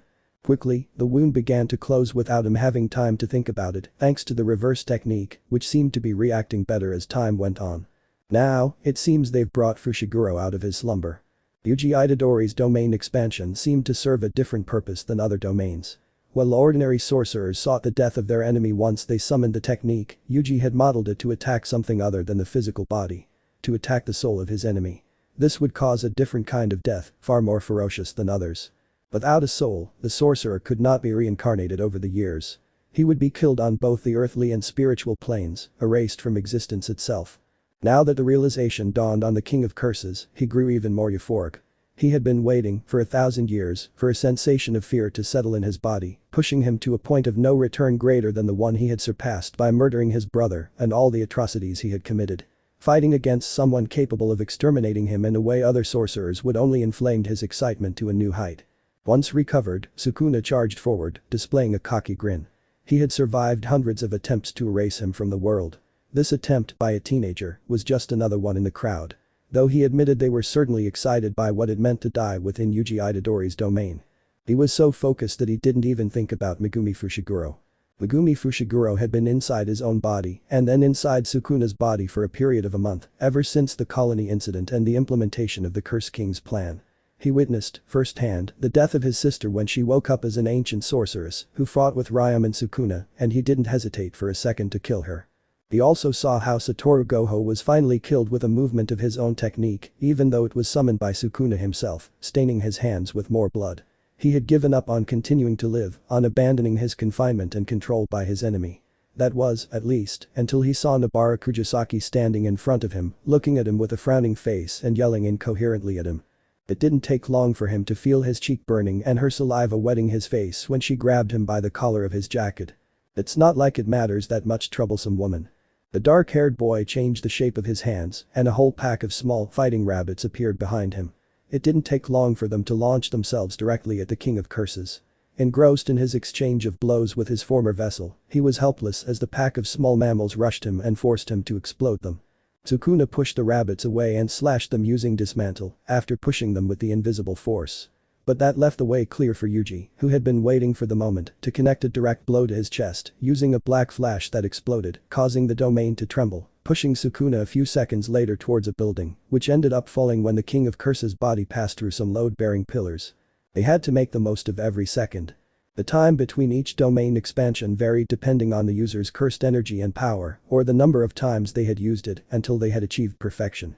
This was the first time Yuji had used a domain on his enemy, and he had done it perfectly, but many of the factors that would be key to eliminating Sukuna were unknown. Therefore, it was best to end the fight quickly, before the domain fell. Sukuna halted his advance. He raised his right arm and blocked a downward kick from Yuji. The force behind the axe swing caused him to lean slightly to the side of the arm he used to defend himself, and he felt the ground give way a little. It was difficult for him to use only two arms. Swiftly, the tonfas moved at their owner's commands.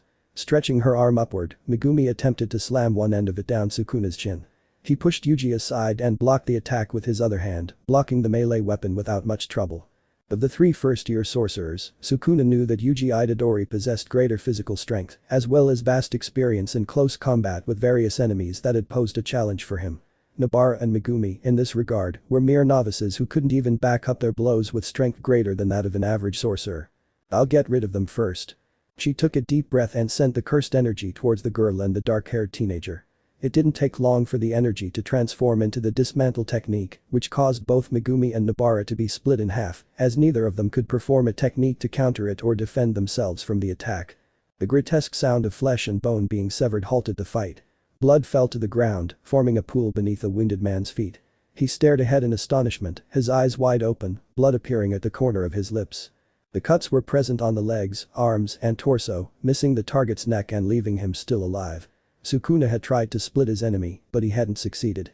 Instead of watching Megumi and Nobara being killed, dismantle struck him in a dozen places without him being able to avoid it, feeling his skin tear and his bones fracture from the cuts. It was a miracle his limbs didn't separate like Lego pieces. The Curse King's mind seemed to have missed something important. The reflection of extremely aggressive and deadly attacks within the domain. That had happened when he tried to attack Yuji to kill him, and, believing that only applied to the summoner, he attacked his companions. It was a serious mistake. I thought you were smart. The arm whipped around and struck Sukuna in the face, sending him crashing into another building, but it seems you haven't learned anything from my domain. Yuji looked at the direction he'd sent the Curse King.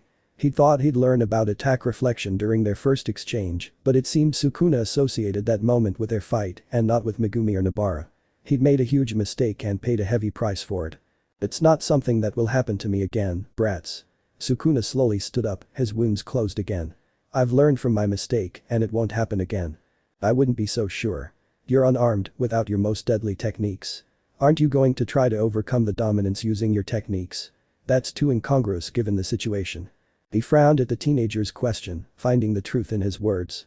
Overcoming a domain from within involved using the curse techniques of the sealed user. In that regard, Sukuna had to admit that Yuji's domain worked perfectly, trapping the enemy and forcing them to continue the fight with no guaranteed escape. So this domain forces the user to use its techniques. I must admit, it's interesting, brat. Very interesting. He wiped the blood from his chin with the back of his hand. But no matter how much you hurt me, I can regenerate. Do you still not understand? The more he hurts you, the more your connection to Fushiguro's body will become unstable. Then shadow technique. Great Serpent. The giant snake fell on Sukuna unexpectedly, causing a loud impact sound and raising a large amount of dust. I'm going to try to restrict his movements, Itadori. Yuji nodded at Megumi's words and dashed forward, dodging the debris, giving the great snake time to restrict Sukuna's movements. The enormous reptile with white scales and yellow eyes began to move at its summoner's command. It crawled, circling its target's body from the bottom up as if it were a tree ornament and began squeezing the body with all its strength, trapping its prey's arms and legs. It's useless. Opening his eyes, Sukuna blasted the Shikigami using the invisible cuts of the dismantle technique, creating a huge layer of skin, bones, organs and blood that covered the three teenagers' vision for several seconds. It was the perfect moment. He flexed his legs and launched himself forward, passing just a few meters beside Yuji, locking eyes with Megumi and making him his primary target. Once he was dead, Yuji Itadori and the rest of the sorcerers would have no reason to continue fighting. Pitchfork. TCH. Yuji wrapped his arms around Sukuna's waist and pulled him away from Megumi, slamming him into the ground. The bar's attack allowed him to reach him. We've learned what your goal is. Yuji glared at Sukuna. If you try, you'll take the damage. I've learned from my mistakes. Don't underestimate me, kid, he said, sounding annoyed. My curse techniques can kill Fushiguro Shikigami, but they can't kill you. However, physical blows aren't reflected. I can pierce through Fushiguro's chest in a split second and take no damage at all. And I think you know this, because otherwise, you wouldn't have attacked me when I went after your friend. Then I guess it's best to take a risk, Megumi declared, shaking his head and stretching out his arms. I've come to understand how my curse technique works, thanks to my time locked away. I'm probably mentality isn't the best, but Professor Gojo always said I should give it my all. Megumi's eyes glittered brightly. 10 Shadow Technique. Divine General of the 8 Diverging Leaves of Sila. Mahoraga Demon. Sukuna tried to move to stop Megumi from summoning Mahoraga. Black Flash. A millisecond. Nobara and Yuji broke through the barrier and struck Sukuna using the Black Flash, sending the powerful combined blow towards the King of Curses, who was thrown backwards at the same time as the enormous chrysalis opened. Uraume. The only being capable of overcoming the barrier that Satoru Gojo used to defend and attack, the only being capable of adapting to any deadly movement, was the Shikigami known as the Divine General of the 8 Divergent Leaves of Sila. Demon Mahoraga, a being almost invincible if given enough time to adapt to his enemy and being the thorn in the side of hundreds of sorcerers. To date, no Zenin has been able to control it. Are you going to risk your life, Fushiguro? Even if I do, I'm not the target this time. In a split second, Sukuna was forced to take cover. Mahoraga's arm covered the distance and struck the King of Curses, sending him several meters back. I understand. The arm's sword made a powerful horizontal slash. The air created slight ripples that followed the movement of the powerful Shikigami until it struck Sukuna, nearly splitting him in half. The Mahoraga blade had struck its target's left arm and side, severing the limb and slashing Ryam and Sukuna's abdomen a few centimeters. Before he could regenerate the damage, the Shikigami's hand grabbed his face and slammed him against a wall. Like a spiderweb, cracks appeared behind Sukuna's body, causing him to cough up blood from the force of the impact. That was unprecedented for Sukuna. On the previous occasions when Mahoraga was summoned by Megumi Fushiguro, the young descendant of the Zenin clan had been unable to control it and had nearly died when the Shikigami struck him. Why could he control it now? What had changed? Sukuna wrapped his arm around Mahoraga's arm and, using his strength, pulled it away from his face while placing his right hand on the Shikigami's stomach. Dismantle. The cursed energy yielded to the king's wishes and turned into sharp, powerful invisible slashes that struck the Shikigami's stomach, creating a symphony of sharp sounds that resembled a sword slashing against the wind. Perkakakakaki. There was no injury. Mahoraga used one of his legs and slammed Sukuna into the wall, causing him to crash through it and be forced to stop himself. He's adapted to dismantle. Could it be because of the time Fushiguro has been with me? He reacted a second after that thought entered his mind. He dodged the slash from the Shikigami's arm sword and sent a fiery arrow straight into his face, causing an explosion of flames which was harmless. Mahoraga swung his left arm horizontally and pushed Sukuna into what appeared to be a fountain, which was destroyed when the king crashed into it. I must throw something that Mahoraga hasn't seen, that Fushiguro hasn't seen from the inside. Mahoraga attacked with a hammer blow with both arms and made Sukuna fall to his knees, feeling them creak and break under the weight of the Shikigami's body and the force used in the attack. Think. But Sukuna couldn't get his thoughts together. From the right flank, a direct jab connected with his temple, while from the left, a blow from a tonfa shattered his jaw. When he tried to stand up, he felt himself pinned to the ground. 2 spikes surrounded by cursed energy held him in place. Damn brats. Black Flash. 3 black flashes connected from different angles. Uraume and Sukuna felt his body being torn into 1,000 pieces, swallowed by the cursed energy, and then spat out, as if it had tried to devour him.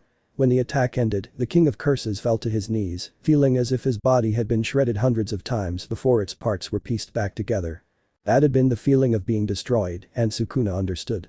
He understood that he had to keep fighting, that he had to fight those 3 teenagers and destroy the Sorcerer Society until nothing remained of them. He gritted his teeth and forced himself to stand. His legs trembled and his head throbbed, but he stood up despite his shattered bones and bruised body. With a great effort, he glared at Megumi, Nobara and Yuji with eyes filled with rage.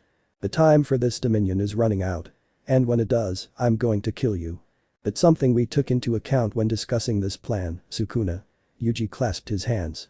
Slowly, the world built by his expansion crumbled, disappearing as if it had never existed. Now Hana. Jacob's ladder. The blinding light flooded the entire Shinjuku district. Chapter 37. Shinjuku had become a complete wasteland. Some buildings, just a few in fact, still stood, but not without substantial parts of their facades, having been ripped off during the fighting the district had seen. For the rest of Shinjuku, absolutely nothing remained. Except for the buildings that were still standing bordering the center of the battle, a huge crater had completely devoured the place, probably at least 30 meters deep. This crater seemed to have been caused by the beam of light that consumed the entire area for exactly 10 seconds. After the beam faded, the crater occupied the heart of Shinjuku, unpredictably. However, no one had been injured or killed by that beam of light, which could be seen from other parts of Japan.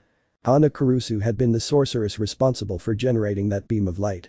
Jacob's ladder had been used at its maximum power for as long as Hana could maintain it, which lasted exactly 10 seconds, and was powerful enough to undo any curse within an enormous range. This had ended any possessed sorcerer or any curse Kenjaku had released, leaving only humans within the technique's range. Proof of the effectiveness of Hana and Angel's power lay in the center of the Shinjuku crater. The domain that had appeared minutes before was gone, and in its place were 3 battered teenagers, their clothes slightly torn, but completely happy with what had happened. Uraume and Sukuna was eliminated. The power of the King of Curses was, to say the least, overwhelming. He had managed to overcome any enemy who chose to confront him and was able to kill Satoru Gojo after using the technique of the body he was inhabiting. And, although this was not known beforehand, it was something that Professor Gojo himself deduced after the month of preparation for the war. This investigation was what led him to allow Yuji Itadori to devour one of his eyes in order to assimilate his technique, although he was already preparing for his own return. It was also that premise that made Satoru, along with Yuji, Hana and Yuta, prepare a plan C in case plan B failed, which had happened when Sukuna almost killed Yuji by splitting him in half. The plan fell, above all, on Hana's shoulders. Hana Kurusu had been a normal teenager until the sacrifice game was started by Kenjaku, although she already had a certain history with Megumi Fushiguro, who rescued her when she was little. Being a participant in the game made the girl manifest a powerful sorcerer from 1,000 years ago. Angel, a sorcerer who desired Sukuna's death above all else, a goal he fulfilled after having been defeated along with Hana previously by the King of Curses himself, purging him from Megumi's body after having managed to weaken the connection between Sukuna and the teenager. Something that the sorcerers managed to wear down Sukuna, and that was carried out when Yuji used his domain expansion, imprisoning the King of Curses along with himself. Weakening the connection between Sukuna and Megumi's souls had been an arduous task that demanded everything from the sorcerers who agreed to fight the King of Curses. Yuji knew this from the start and had prepared by studying Yuki Tsukumo's book on souls, which gave him the conviction to damage his enemy's soul and not his friend's. Underestimating their enemies had been a huge mistake on the part of Sukuna and his allies. Uraume, who lay inert, also underestimated the sorcerers facing his lord, and Kenjaku's overwhelming confidence was what led to his own downfall when Satoru Gojo returned to life to face him. It seemed that the cursed sorcerer's 1,000-year plans had not served to stop the sorcerers of the current era, who emerged victorious and were not forced to seal Uraume and Sukuna like their ancestors, although it left enormous damage in Shinjuku and several dead and wounded. That's it. The scream, coming from Yuji's throat, attracted the attention of the sorcerers, who had been searching for him and Nobara since Hana's technique faded, and smiled when they saw them and Megumi in the center of the crater, looking seriously tired after the fight inside the domain. Brothier. Yuji. The first to move towards the trio of teenagers were Aoi, Todo and Choso, who slid down the slope running towards the boys, appearing happy and pleased that they had not been seriously injured. I guess it's all over. Running a hand through his hair, Atsaya Kusaka looked at the scene alongside some of the older sorcerers who had been present, such as the Gakuganji headmaster, Professor Utahim, and Mei Mei, who was standing next to her younger brother Uiui. Uraume and Sukuna's presence has vanished, the Kyoto headmaster admitted, stroking the long grey beard that rested on his chest. It seems I underestimated and looked down on that boy. Yuji Itadori. Turning him into a mere vessel was entirely my mistake. That's it. Satoru Gojo looked amused at the headmaster's laconic voice. It can't change the past, but it can help us build a better future. The Sorcerer Society was about to undergo a massive change and revolution after that event. The elders were aware of it. The eyes of the entire world were focused on the sorcerers because of Kenjaku's plans, and they could no longer hide, becoming the men in black as some people who saw them called them. The sorcerers were once again present in the world, and it was a huge change to manage. People like Satoru and Gakuganji would have a huge task ahead of them, rebuilding everything step by step and unifying the sorcerers in a society that didn't believe in them. They were no longer mere myths. I suppose these powers will remain. Sorry. We haven't yet discovered how to undo the innate techniques awakened in modern sorcerers. We can send the 1,000-year-olds back to their place on the other side, thanks to Hana, but we can't undo the awakened techniques. Uraume Higuruma merely sighed and stopped looking at his own hands. He had gone from being a mere lawyer to a sorcerer with an innate technique and mastery up his sleeve. It seemed that many people's lives would change, though it was unknown whether it would be for better or worse, something that even he didn't know and was left in the hands of fate itself, if it existed. Others, like Uraume, would follow suit. Many sorcerers were awakened thanks to Kenjaku's actions and the sacrificial game. No matter. I've already made up my mind. If I can't get rid of this, then I'll put it to the best use. I guess I'm a wizard now. While the adult sorcerers discussed the future, the young sorcerers gathered at the crater before the adults decided to go down to check on their students. The group consisted of the 3 first-year sorcerers, and they were joined by Aoi Todo, Maki Zenin, Yuta Okkotsu, Kinji Hakari, Kurara Hashi, Tojin Yamaki, Panda, Noritashi Keimo, and Hana Kurusu. The latter had thrown herself into Megumi's arms, despite a rejection. The group was joined by Choso, who was the first to arrive with Aoi. That was fabulous, brother. A real expansion. Nobara displayed splendid dominance against Uraume. That saved us from having to fight forever. I'm grateful. It seems like the freshmen of this new generation are going to surpass us very soon. Don't you think, Yuta?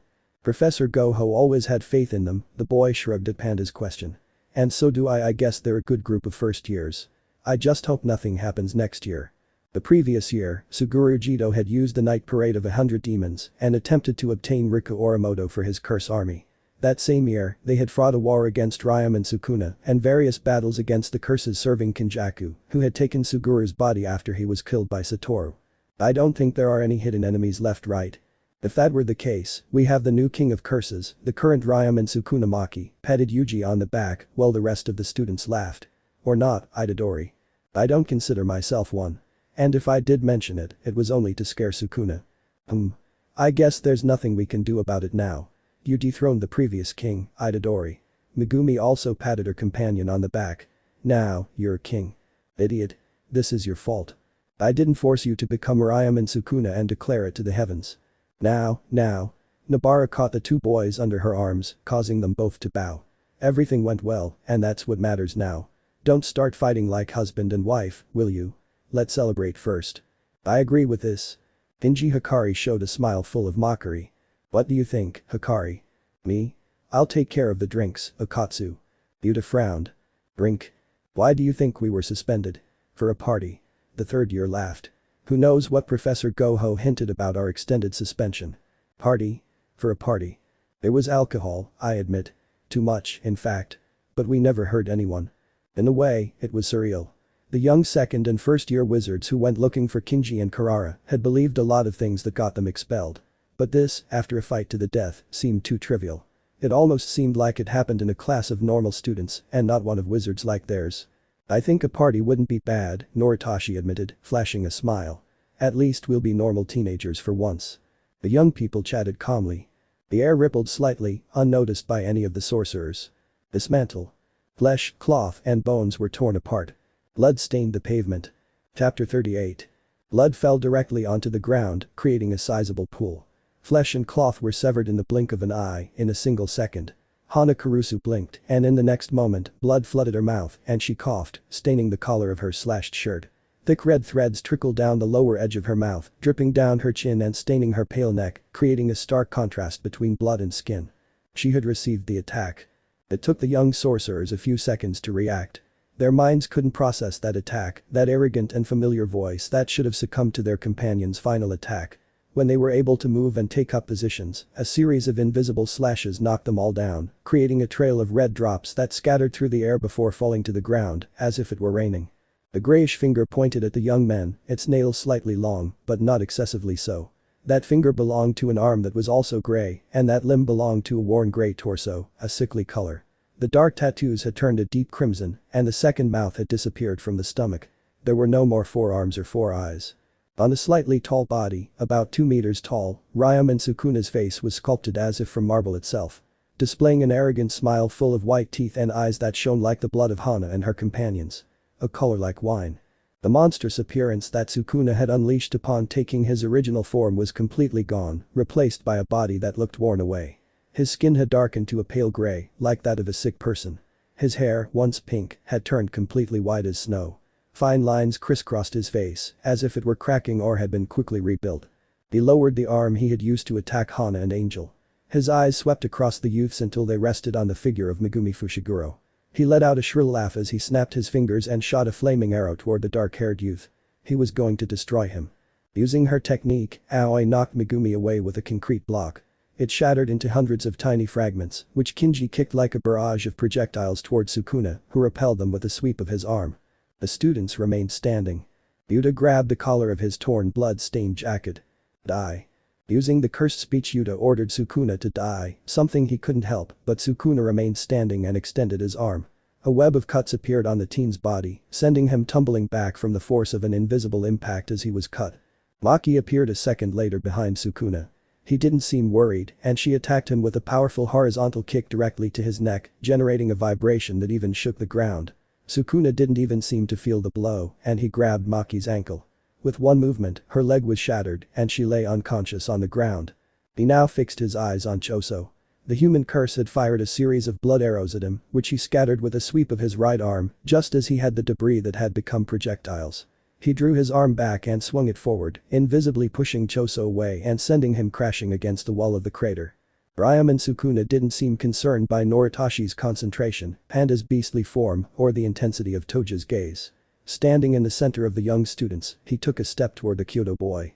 In the next second, the second years and the third year fell to their knees, pushed by a heavy, invisible force that slammed them face first into the ground. He stepped out of the circle and began walking slowly and confidently toward Kurara. He was the only student who hadn't been hit, and he was going to change that. Kurara. The fist pierced through the body in the blink of an eye. Like cutting through butter, Uraume and Sukuna's arm penetrated Kinji Hakari's body as if it were made of paper, appearing on the other side of the third-year student's chest. Cough. Kinji. Dismantle. Sukuna stared at those cuts. Using only one of his fingers, he deflected each of Yuji Itadori's attacks, surprising him for a second. I suppose you've assimilated them. Sukuna didn't respond to the first year's words. He retracted his arm, stained with guts and blood, and let Kinji, limp, fall to his knees and, shortly after, into Kurara's arms. They stood face to face. Yuji raised his head, and Sukuna tilted his. They stared at each other. Eyes filled with anger against eyes filled with implicit mockery. Reply. You're irascible, brat, Sukuna laughed dryly. Can't you see me? Can't you feel me? I've transcended to a higher plane. Sukuna had passed through Yuji's body for the second time. Smirking, the King of Curses punched the boy, sending him and his brother crashing into the crater wall, leaving a trail of blood in their wake. Satoru Gojo. Hitting my students. I won't tolerate that. Sukuna. Two fists met halfway. A shockwave rippled out and shook the place, sending the young men several feet away from the strongest sorcerer and the King of Curses. Sukuna. He tilted his head slightly to the right. I don't know who I am anymore, Satoru Gojo. Uraume and Sukuna died. I am not Uraume and Sukuna. Using his other hand, reaching through the infinity, the King of Curses thrust his hand against Satoru Gojo's stomach. As he had done before, and against other sorcerers, various lines appeared on the professor's stomach, tearing at his shirt and cutting into his skin until blood stained the hem of his pants. You won't be able to stop a god. To make his point, Sukuna grabbed Satoru by the face and slammed him into the ground with unbearable force. No barrier could have repelled that, and Satoru felt it. He's absorbing the cursed energy. Yuta. Rika Orimoto appeared behind Uraume and Sukuna. She stretched out her arms and circled the King of Curses as she charged her next move. With that, a point-blank attack would completely destroy anyone, as she would blast Sukuna's upper body with a blast of cursed energy. Disappear. Before the incredulous gaze of the sorcerers, the Shikigami that belonged to Yuta Okkotsu completely disintegrated, disappearing under the attention of the dark-haired young man and his companions. I suppose it won't hurt to explain my point, now that no one can stop me. His eyes moved over the injured sorcerers. He twisted his lips into an amused smile. I have fused with Tenjin. Your Tenjin-sama was assimilated into my body, just as the brats thought they would kill me with that attack. And, indeed, they did. They destroyed me physically. However, by taking Tenjin and assimilating him, it gave me a new body with a new power and understanding of my old ones. And that made me a god. The expression on Sukuna's face turned dark. I absorb the cursed energy, nullify your powers. Nothing can stop me at this point. And, as such, I will rebuild this world in my own image. To do so, you must die, you useless sorcerers. The word struck the sorcerers present. They couldn't escape or fight. I guess it's all against one. Uraume tossed the tie aside as Satoru stood up. At Kusaka drew his katana, and Mei swung the enormous axe, slicing through the air with the slightest movement. Ui. Stay here. It's possible I love you, bro. I'm too old for that. Sukuna stared at the adult sorcerers standing in front of him, standing between the youngsters and himself. He twisted his lips and widened his smile like a psychopath. Are you going to fight even when there's no hope? Fools. Your best chance is to beg and wait for me to let you join me. Ha ha ha. Red. He deflected the cursed energy projectile with a flick of his hand. He leaped back, the ground shattering beneath the axe's slash. He spun around and dodged the katana's thrust. He looked at the three adults and smiled. Sukuna readied his own fiery projectile when sound waves stopped him. They were annoying. He turned his head. The axe rose, the sword whistled, and the cursed energy crackled. The three blows shattered Ryam and Sukuna's body for a few seconds before each piece of his body reattached itself and struck the three adult sorcerers with a black flash each, sending them flying to a different point in the crater. You're annoying, you old coward, he stretched out his arm. The invisible slash sliced through Principal Gakuganji's torso. And for such insolence, I'm going to rip you apart. Expansion. The King of Curse's hand stopped those words. Squeezing Hiromi Higuruma's face, he smashed his jaw, then knocked him backward with a flick of his ring finger. The fun's over, he took a deep breath and clenched his right hand. It's time to kill you. I'm not going to keep playing with mere insects like you. Chapter 39. In the world of sorcery, Tenjin had been considered one of the most important figures and was the pillar that sustained the world of sorcery. For 1,000 years since the Heian era, or perhaps even earlier, Tenjin had maintained the barriers of the Tokyo school. He was also in charge of maintaining the barriers over Japan, being in some ways the perfect container for cursed energy and curses. Although Tenjin, better known as Master Tenjin, was immortal thanks to his curse technique, every 500 years he had to change bodies for a younger one, since his technique did not prevent aging. Assimilating Tenjin had been Kenjaku's main goal for those 1,000 years, being thwarted on occasion by the members of the Gojo clan, who had the 6 eyes. Now, Tenjin had been assimilated by Ryam and Sukuna's body and had initiated the change in the world. Without Tenjin in the middle, Sukuna could now carry out Kenjaku's plan and change the world forever. He had become God. Assimilating Tenjin had caused the Curse King's body to rapidly mutate. It had changed his physiology, bleaching his hair into a mop of spiky snow and making it grow a few inches longer. It had given him a body he didn't share with either Yuji Itadori or Megumi Fushiguro. He was completely free and had new powers at his disposal. Having devoured Tenjin had given him the ability to absorb cursed energy and undo the techniques the sorcerers tried to use to attack them. In every sense of the word, Ryam and Sukuna had become untouchable. This premise had been installed in the mind of a newly recovered Yuji Itadori, who, embedded in the wall, watched as his companions were harmed by Sukuna and some were killed in an atrocious and grotesque manner. He wasn't a god, he was a monster. Monstro. Yuji looked at his hands and clenched them into fists. He had decided to become a monster, the Ryam and Sukuna of the current era, but they had been defeated. How could they hurt Sukuna now that he had assimilated Tenjin? How could they defeat him when he had regained his full power and they couldn't use his curse techniques? He took a deep breath. After rebuilding his body, the first person to be hurt was Hana Kurusu, who carried within her the sorcerer known as Angel, the only one capable of exorcising Ryam and Sukuna from a body possessed by him. Why did he attack the girl if he was a god? Yuji frowned at this question. It was, in fact, a good question to ask themselves at that moment. Angel had been the only one to attack and seriously hurt Sukuna, and on every occasion, Sukuna tried to kill him and get rid of him, no matter the cost. If Sukuna hurt Hana first, it wasn't because of the attack that separated him from Fushiguro, it was because he's the only one who can hurt him now that he's assimilated Tenjin. Or almost. The young sorcerer's brown eyes moved over Sukuna, analyzing the King of Curse's entire body. He looked haggard, with sickly skin, discolored hair, and cracks that crisscrossed his torso, along with the tattoos, in strange shapes, giving the impression that each piece of flesh had been joined extremely quickly to form Sukuna's body again. He hasn't assimilated it. Tenjin is resisting. That means Sukuna's body can't assimilate other only techniques. The idea seemed stupid at first, but it gained momentum when Yuji thought about it. Sukuna had occupied two bodies, but he had never been the vessel. That could have made him, in some way or another, vulnerable. Or maybe even his body wasn't fit to contain someone inside it. It's like with his fingers. Sorcerers died when they tried to consume them, and Megumi and I didn't die. Sukuna can't be Tenjin's container. A smile appeared on the pink-haired boy's face. Using force, after having put his body parts back together, he left his hole in the crater wall and jumped towards where Hana's body was. The young girl was still alive. Her chest moved gently but steadily. A nasty cut had ripped through the shirt covering her torso, and her pale skin was stained with fresh blood. Miraculously, the cut hadn't damaged any major organs or even split her in two, as Sukuna had surely intended to do to get rid of her an angel. Yuji sighed in relief as he crouched down beside her. Hana. Hana. Can you hear me? Hana breathed heavily, swallowing saliva and blood, and turned her head in the direction of Yuji Itadori's voice. For a few seconds, everything was blurry, but a few moments later she was able to focus her vision and tried to smile. Yuji hadn't been seriously hurt, although she had seen his body being split in two. Itadori. I'll try my best, the teenager murmured, placing both hands on Hana's chest. Hold on a little longer, please.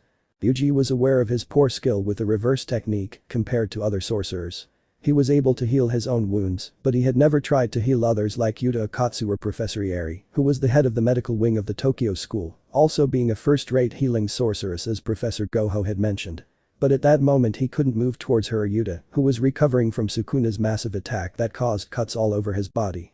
His best chance was to heal Hana himself using his own technique. He might not be able to heal her completely, but she would live after that. I know it's selfish, the boy said, spreading the cursed energy over the wound, but I need to talk to Angel. I know I should wait. Hana's slender, white fingers clutched at the sleeve of Yuji's tattered jacket, causing the boy to stop his own speech and press his lips together. No need to continue your rant, brat. Can you heal Hana? I don't know if I can heal it completely without scarring, but as I'm observing, the wound is closing and will stay alive for a little while longer. I'm also using my blood manipulation to keep any further damage at bay. You're better than I expected. The boy didn't respond to that. His eyes were fixed on the healing wound, the sounds of battle, and Sukuna's cruel laughter echoing behind him, several feet away. Possibly the teachers and the fittest students were protecting them from Sukuna's attacks, probably because they had come to the same conclusion as him. I have a question. I doubt you want me to try to read your mind or anything, do you, Yuji Itadori? Go ahead. We don't have much time, and judging by the look on your face, it's urgent. Then can you kill Sukuna? For several moments, Yuji focused solely on healing Hana while he waited for the answer. But what was he waiting for? A resounding yes. How would they come up with a strategy where Hana attacks Sukuna, especially in his current state? That strategy seemed like a fool's errand. Yes, I can kill him. Just because he took Tenjin doesn't make him invulnerable to my technique. I'm the complete opposite of Uraume and Sukuna. But boy, I can't do it in my current state. I understand that by state, you mean Hana's body. I'm not a fighter, Itadori. I'm not like you or Fushiguro. I can't hold my own against Sukuna and use angel power to defeat him. She was aware of her weaknesses and strengths. She was Angel's vessel, but that didn't make her completely invulnerable. If the ancient sorcerer had possessed her completely, they might have had a chance. But in her current state, with Sukuna on a new power scale, even she would see that as foolish. Hana. Do you still have my feather? One of the ones you took the first time I spread my wings. Yes, but what does a feather have to do with it? This isn't the time to bring souvenirs back here. Silly girl. Don't you know that Satoru Gojo managed to become a cursed object? Don't you know that I'm a cursed object if I want to be one? I might need Kenjaku's help 1,000 years ago, but I think if that idiot Gojo could do it and pass his power on to this brat, then I can too. Becoming a cursed object and being devoured by Yuji Itadori, the voice of the Gakuganji director cut short the conversation. Kid, it's your time to shine again. The awakening combined with the power of the King of Curses and the only sorcerer in 1,000 years who can exorcise curses with light. It's the best possible combination for a moment like this. Cough. You just have to transfer yourself to your pen, that's how that idiot Satoru did it Gojo. Blood had stained the gray strands of hair in Director Gakuganji's beard as he looked up at the sky after speaking with the teenagers and the ancient sorcerer. It was time to allow the youngsters to take over. I'm willing to do it. I'm glad, Yuji Itadori, the assimilation sorcerer. Heh. It's amazing that you have a curse technique that helps you assimilate whatever you ingest. You noticed that too, right? Yes, Yuji nodded at what Angel said, understanding another part of himself. He was able to assimilate curse techniques to copy those of the beings he had within himself, as in the case of Sukuna and Satoru Gojo. I have the cursed assimilation technique, if you have to give it a name. It's beautiful to see how society has evolved, how sorcerers have changed. Good. Having occupied Hana's body and waited 1,000 years has given me some insight into changing back. Though, Itadori, I need your help. I will do that. Chapter 40. Blood and flesh slowly oozed through the rubble, glistening in the thin rays of sunlight that had managed to break through the dark clouds above Shinjuku. In the middle of the immense crater that was the district, Uraume and Sukuna stood tall, his hair turning wider and wider, his eyes as red as blood itself, and his pale skin contrasting with his darkened bloody gaze. He had fought for hours and had finished what Kenjaku started, returning to life, physically joining the defeated Tenjin, transcending to a godlike degree. Though, for Sukuna, the definition of demon was far more real and fitting for himself. His name would be remembered as that of a true monster. If ever, in the distant future, someone could defeat and kill him because no one could seal him away again. He took a deep breath and flared his nostrils sharply. He smelled fear, despair, and blood in the air around him. It was everything he desired. He closed his hands before extending his arms and smiling, allowing his smile to shine in his eyes for the first time. Joy, mockery, and venom in a blend of complete emotions. He had defeated the sorcerers. His plan had been to find someone who could make him emote, to find his equal in the sorcerers of 1,000 years after his time. Sukuna was disappointed. After ingesting Tenjin, there was no one who could match him, no one who could claw for a few more minutes of life to breathe or a nail to cling to until the end. Sukuna looked at all the sorcerers, dead and wounded, finding it a pathetic vision of reality, of the world of sorcery. He, Uraume and Sukuna, had overcome fate and all the walls it placed before him, like mocking tests he couldn't overcome. And he had done it because he was a real monster, not a fictional one.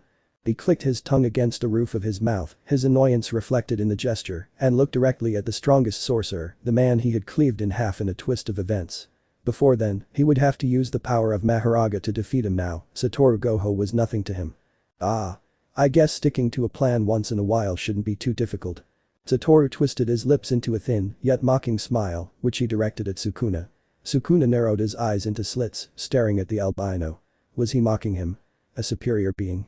Sukuna bared his teeth arrogantly, sending a shiver down Satoru's body for a second, causing the teacher to stop massaging his neck and look at the king of curses. A plan. A plan. Don't make me laugh, Satoru Gojo. There's no plan you're going to use against me, he said, stretching out his arm. He closed his hand in front of Satoru, as if trying to catch the air with that gesture. Small cuts appeared on the blue-eyed man's skin before he was thrown backward. Infinity only mitigated the damage. But next time, you're going to die. And he launched himself after Satoru. Dust rose behind him, leaving a trail. He stretched out his arm, closing his hand as his eyes fixed on the figure of Satoru Gojo. If he closed his hand, the body of the strongest sorcerer would turn into cubes of flesh and blood, and nothing would remain of the sorcery professor. The fortuitous reflex made Sukuna close his eyes slightly and stop. A katana blade sliced through his hand in a flash, and an axe blade nearly split him in half. He stopped the second weapon by using his forearm as a shield, but the blade penetrated almost to the bone. Blood trickled down his arm, thick rivers, to his elbow. Okkotsu? Mei. The second-year teen and the light blue-haired woman didn't flinch at Sukuna's acknowledgement, who pushed the woman away as he thrust his axe, shedding the blade and freeing his arm, showing a cocky smirk. If you wanted to die, you should have just said so. With his left arm, he dragged Mei away from the fight. He planted his feet firmly on the ground, and with the stump of his right arm, he struck the blade of Yuta Okkotsu's katana, which vibrated under Sukuna's blow, leaving it stained with blood. You think this wound will kill me? Yuta's eyes widened as a hand snatched the katana away, and Sukuna slammed his left leg into his stomach. You're too gluten-full, Okkotsu. Cough. Penetrating blood. Sukuna dispelled the bloody arrow with a twist of his hand. Now you try to correct your clan's mistakes, and your father's mistakes, he looked at Noritashi and Choso mockingly. But you will perish in the attempt. Arrogance is the downfall of the greatest. Imaginary, purple. The purple sphere, a fusion of red and blue, shot out toward Sukuna, leaving a furrow beneath it, creating a huge crack in the ground. Sukuna took a deep breath and cleared it with his arm. But the cursed energy sphere exploded, tearing his limb off mercilessly, creating a cloud of dust and smoke. No matter how hard you try. No matter how much you think you'll succeed, you're only just brushing against your life, Satoru Gojo. You should just let yourself die. Don't believe it. I like being alive. Moving his hand in Satoru's direction, an invisible slash swept away the debris and dust. With arrogant eyes, eager for the sorcerer's blood, Sukuna gazed with delight at the sight of Satoru Gojo's severed body. We're going to run out of rocks at this rate. Satoru Gojo spun in the air and sent a red point blank at Sukuna, creating an explosion that caused the ground to crack and the King of Curses to sink slightly into the ground, feeling the cursed energy erupt around him. I saw your death. Gojo just used his curse technique, you arrogant idiot. Sukuna stared at Satoru for a few seconds.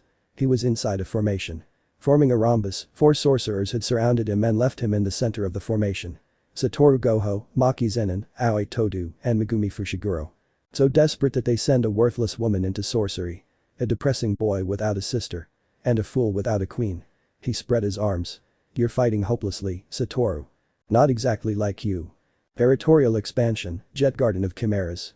A dark mass spread out into the surrounding area. Megumi expanded his domain to Uraume and Sukuna's feet, pouring every ounce of his will into that desperate plan. They had to defeat Sukuna right there, in that place, at that moment, and young Megumi fortified his expansion. Are these solid shadows? Ha! Not only did I gain control of Mahoraga, the Shikigami appeared behind Sukuna, surprising him. I also improved my mastery. You're not going to defeat me with this. No, you don't even have the strength. Maki. Like an American football player, Maki Zenin charged at Sukuna and knocked him out of Megumi's domain, using all his muscle power. This only helps me, woman. And it was true. Removing Sukuna from Megumi's grasp rendered her use of him ineffective, leaving him free to take any course of action, including killing her right then and there. Emulating a flash of lightning, shining thanks to the fine rays of the sun, a figure crashed into Sukuna, plunging a sword into his right eye, piercing his head and pushing him down until he crashed into the ground. Okkotsu. With a silent gaze, Yuta Okkotsu thrust his sword forward and didn't even flinch when Sukuna's blood splattered his pale face. He showed no emotion, nor did he utter any words that would tell the spectators of the fight that he was alive. He only thrust his sword forward a 3rd time, smashing into the Cursed King's face until the blade embedded itself in the earth beneath his head. You can undo the cursed energy. But in your arrogance, you've let us fight at our full strength, he spoke slowly, his hair stirring in the gentle wind. 1,000 years ago, 10 sorcerers supposedly imprisoned you. Now, only 1 will kill you. Who's going to kill me, brat? Gojo. Higuruma. You, Okkotsu. There's nothing left. Piercing spear. Made of blood and compressed into a needle-like blade, the spear came down and pierced Sukuna's chest from side to side, embedding itself in the ground beneath his back, just as Yuta's sword had. Brat. Golden feathers fell upon the battle's zone, covering the bloodied body of the King of Curses. Golden eyes glared at him, mocking, angry, sending all the resentment they could send to someone like Sukuna. There is only one chance. The body that supports Tenjin can't do it. It's not a star plasma vessel, right? Yuji Itadori clasped his hands in prayer. He was accompanied by 2 beautiful golden wings and a halo of light. The wings flapped, moving slightly to keep their owner in the air, and the halo generated a light that either shadowed or illuminated the wearer's face. Angel, that bastard. In the world of sorcery, to maintain balance, everyone has an opposite. The teenager looked at Sukuna without showing any emotion. Angel and I are your opposite. And, now, for this moment, we are one. But you can't kill me. Your degraded body says otherwise. You've weakened enough that absorbing Tenjin is a mistake. And you were never a vessel. You may be powerful, almost a god or the King of Curses, but you are not a vessel. I proved that by taking in Professor Gojo and then Angel. Powerful beings cannot ingest others for the simple balance of the world. And you? I'm just following in my footsteps to become the Uraume and Sukuna of today, a bright smile appeared on Yuji's face. And there can't be 2 monsters in this era. Satoru Gojo, are you? It doesn't matter. No one can stop me. Not when I've already absorbed Tenjin and I'm a god. And yet there are cracks in your body. The moment you die, brat, you'll discover there's nothing on the other side for you. You'll be able to watch, breathing in despair, as I destroy your world. Territory expansion, demon reliquary. Sukuna smiled, expanding his previously imperfect domain and, now after having taken Tenjin, much stronger, improved and perfect. 1 blow, then. Judgment of God. The domain expansion could be nullified by another much more polished domain. At best, the 2 summoners could end up in a tie. Therefore, Sukuna smiled. He had sent everything into his expansion and his enemy had only used a technique, not a domain, to repel him. Sukuna's eyes opened as a beam of light from the sky fell upon him and shattered his technique, turning it to dust. Feeling his body burn, he fell to his knees and hands, and then he saw it. A circle of light forming a 5-pointed star right beneath his feet. I'm going to kill you. This is Angel's ultimate technique that Hana couldn't use, the power superior to Jacob's ladder. Slowly, the feathers began to fall off and the mouth on the teen's right cheek began to shrink. Angel gave his soul to eradicate yours, Sukuna. It is the right price to pay to kill God. Uraume and Sukuna's body blackened and like dust, it vanished, scattering into the air. The eyes of the King of Curses glared at Yuji Itadori with hatred for a few seconds before becoming nothing more than a memory of that war.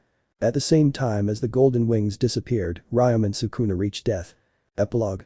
Throughout Japan, there were only two schools of sorcery dedicated to protecting ordinary people from what were commonly known as curses, physical manifestations of negative human energy that ended up taking the form of monsters. These curses were exercised by those who called themselves sorcerers, shamans, or exorcists, any of the three terms being correct. 20 years ago, after 1,000 years since the golden age of sorcery, a war between sorcerers and curses had taken place in Japan, leaving several districts devastated and hundreds dead. But this had drawn the attention of many people to the users of cursed energy, turning sorcerers into a weapon that was not only used to protect people from curses, with many sorcerers preferring a substantial payment to hunt other sorcerers or various targets. These were known as curse users because they could use cursed energy, but they did not follow the rules of sorcery or pursue curses.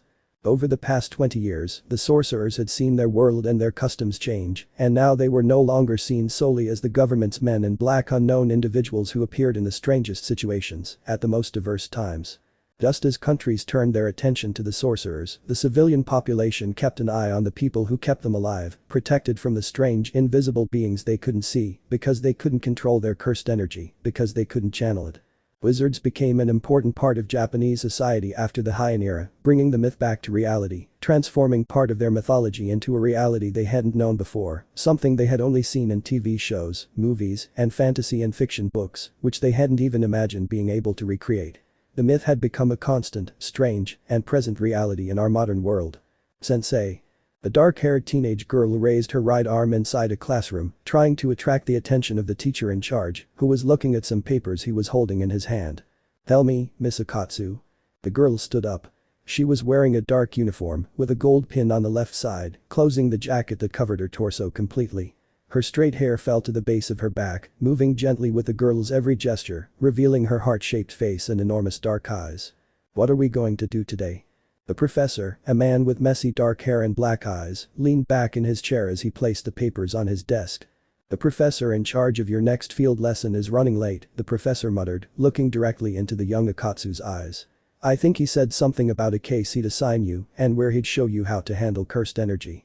He looked at the watch on his wrist. "And the idiot is running late." OHAYO. One of the classroom windows opened and a strong wind scattered the teacher's papers around the room, forcing the students to look toward the windowsill. A man with bright brown eyes, a scar across his face, looked down at them. His pink hair swayed slightly and a smile spread across his lips. "You're late, idiot." Gomen. The man leaped into the classroom. "I was at a meeting with the Ministry of Defense and I was a little late." "Shit." The professor pointed at the bag of Hokkaido dumplings he was holding. "You gone for buns, you crumbs." "What? This? I just found it on my way here." "You're not playing with me, you idiot." The pink-haired man scratched the back of his neck, showing an apologetic smile. "If I give you one for tea, will you calm down, Fushiguro?" 35-year-old Megumi Fushiguro looked at the scarred man with a twitch in his left eye. "Do you think you're going to buy my forgiveness with a lousy bun, Itadori?" Yuji Itadori, also 35, smiled at his best friend's question. Sip. Megumi pinched the bridge of her nose as she sighed in frustration, staring at her best friend and companion afterward. "I don't know how Kujisaki puts up with you." With a boom, the classroom door opened. "Fushiguro. Do you want a Kinuan tea?" The Bara Kujisaki burst into the classroom. Her hair had grown to her shoulders. An eye patch covered her left eye, a scar from the Shibuya incident. Like her friends, she was also 35 years old. "You too?" Sighs. "I forgot you're both equally idiots," he muttered at the pair. "And you're forgetting we're in a wizarding school." Yuji and Nobara looked towards the 10 students in that classroom and raised their arms in greeting, which was reciprocated by the teenagers, who looked at both adults with interest. "Kujisaki? Where did I hear? It's them. Fushiguro-sensei's classmates." One of the girls in the back row stood up, pointing at the 2 adults. "They're the heroes of Shinjuku. He's the strongest sorcerer and she's the puppet master." The young people began to talk among themselves, excited. Nobara, Yuji, and Megumi were heroes, as were all the sorcerers who participated in the war against Uraume and Sukuna and Kenjaku. Books had been written about them, recording their exploits and what they had done. Oh. We have admirers. You should be used to it. You're the strongest sorcerer, Yuji. A mocking smile appeared on Yuji Itadori's lips as he looked at Megumi. His brown eyes sparkled with amusement, earning a frown from his companion, as if anticipating something. I thought that was my title. But after 20 years ago, Itadori-kun is a fine successor, isn't he, Fushiguro-kun? Mr. Director. The 50-year-old Satoru Gojo appeared before the students and teacher of the first-year homeroom. His blue eyes sparkled with amusement at the sight of the pink-haired boy's buns. Ah, Itadori-kun. Kujisaki-chan. You brought me my favorite buns and tea. The bag of buns and tea was placed in the white-haired principal's hands. Thank you very much. See, Fushiguro-kun. You should stop sticking a stick up your. Director. Students. I'm giving you the day off today. Enjoy the beautiful day. He's incorrigible, Megumi muttered, sitting back down in her seat once the students had left. She picked up one of the sheets left on her desk. It seems the students this year will be interesting. Why do you say that, Fushiguro? Nobara leaned over Megumi's left shoulder, while Yuji leaned over her right. Okkotsu Rika. Ah. So those two got married and have a daughter. And you? The professor looked at both of them. Shouldn't you have gotten married or something? Your time's running out. Are you telling us? One of his eyebrows twitched. Fujisaki. 20 years already since the end of the fight against Kenjaku and Sukuna, he moved his eyes toward the clouds. A smile appeared on Yuji's lips. In the end, everything turned out okay, didn't it? Everyone else moved on with their lives, and so did we. He turned to Megumi, still smiling. And you're a teacher. It's something that fits you like a glove. You work as an ambassador between the wizard society and the government, the dark-haired man snorted. In the end, each of you has built a pretty decent path. Oh, yeah. Yuji's eyes flicked over, looking at Rika Okkotsu's name. And it looks like, just like us, the new generations are going to be great. Author's note, with this chapter, Cursed Uterus has come to an end. I hope you enjoyed it, because I don't really know if I managed to make a good ending or not. I'm still working on creating good endings for stories, which is difficult. This is the first non-Naruto fic I finished, and I enjoyed writing it. I felt good about it, and despite not being as popular as others, it has attracted many readers, both old and new, who have made me happy while I was writing the story.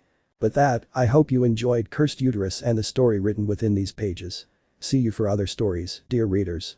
Let me know in the comments below if you guys want the next part. Also check out my other video that has been shown and left. Thank you for watching. If you enjoyed this video, please like and share this video. And have a fantastic day. Bye.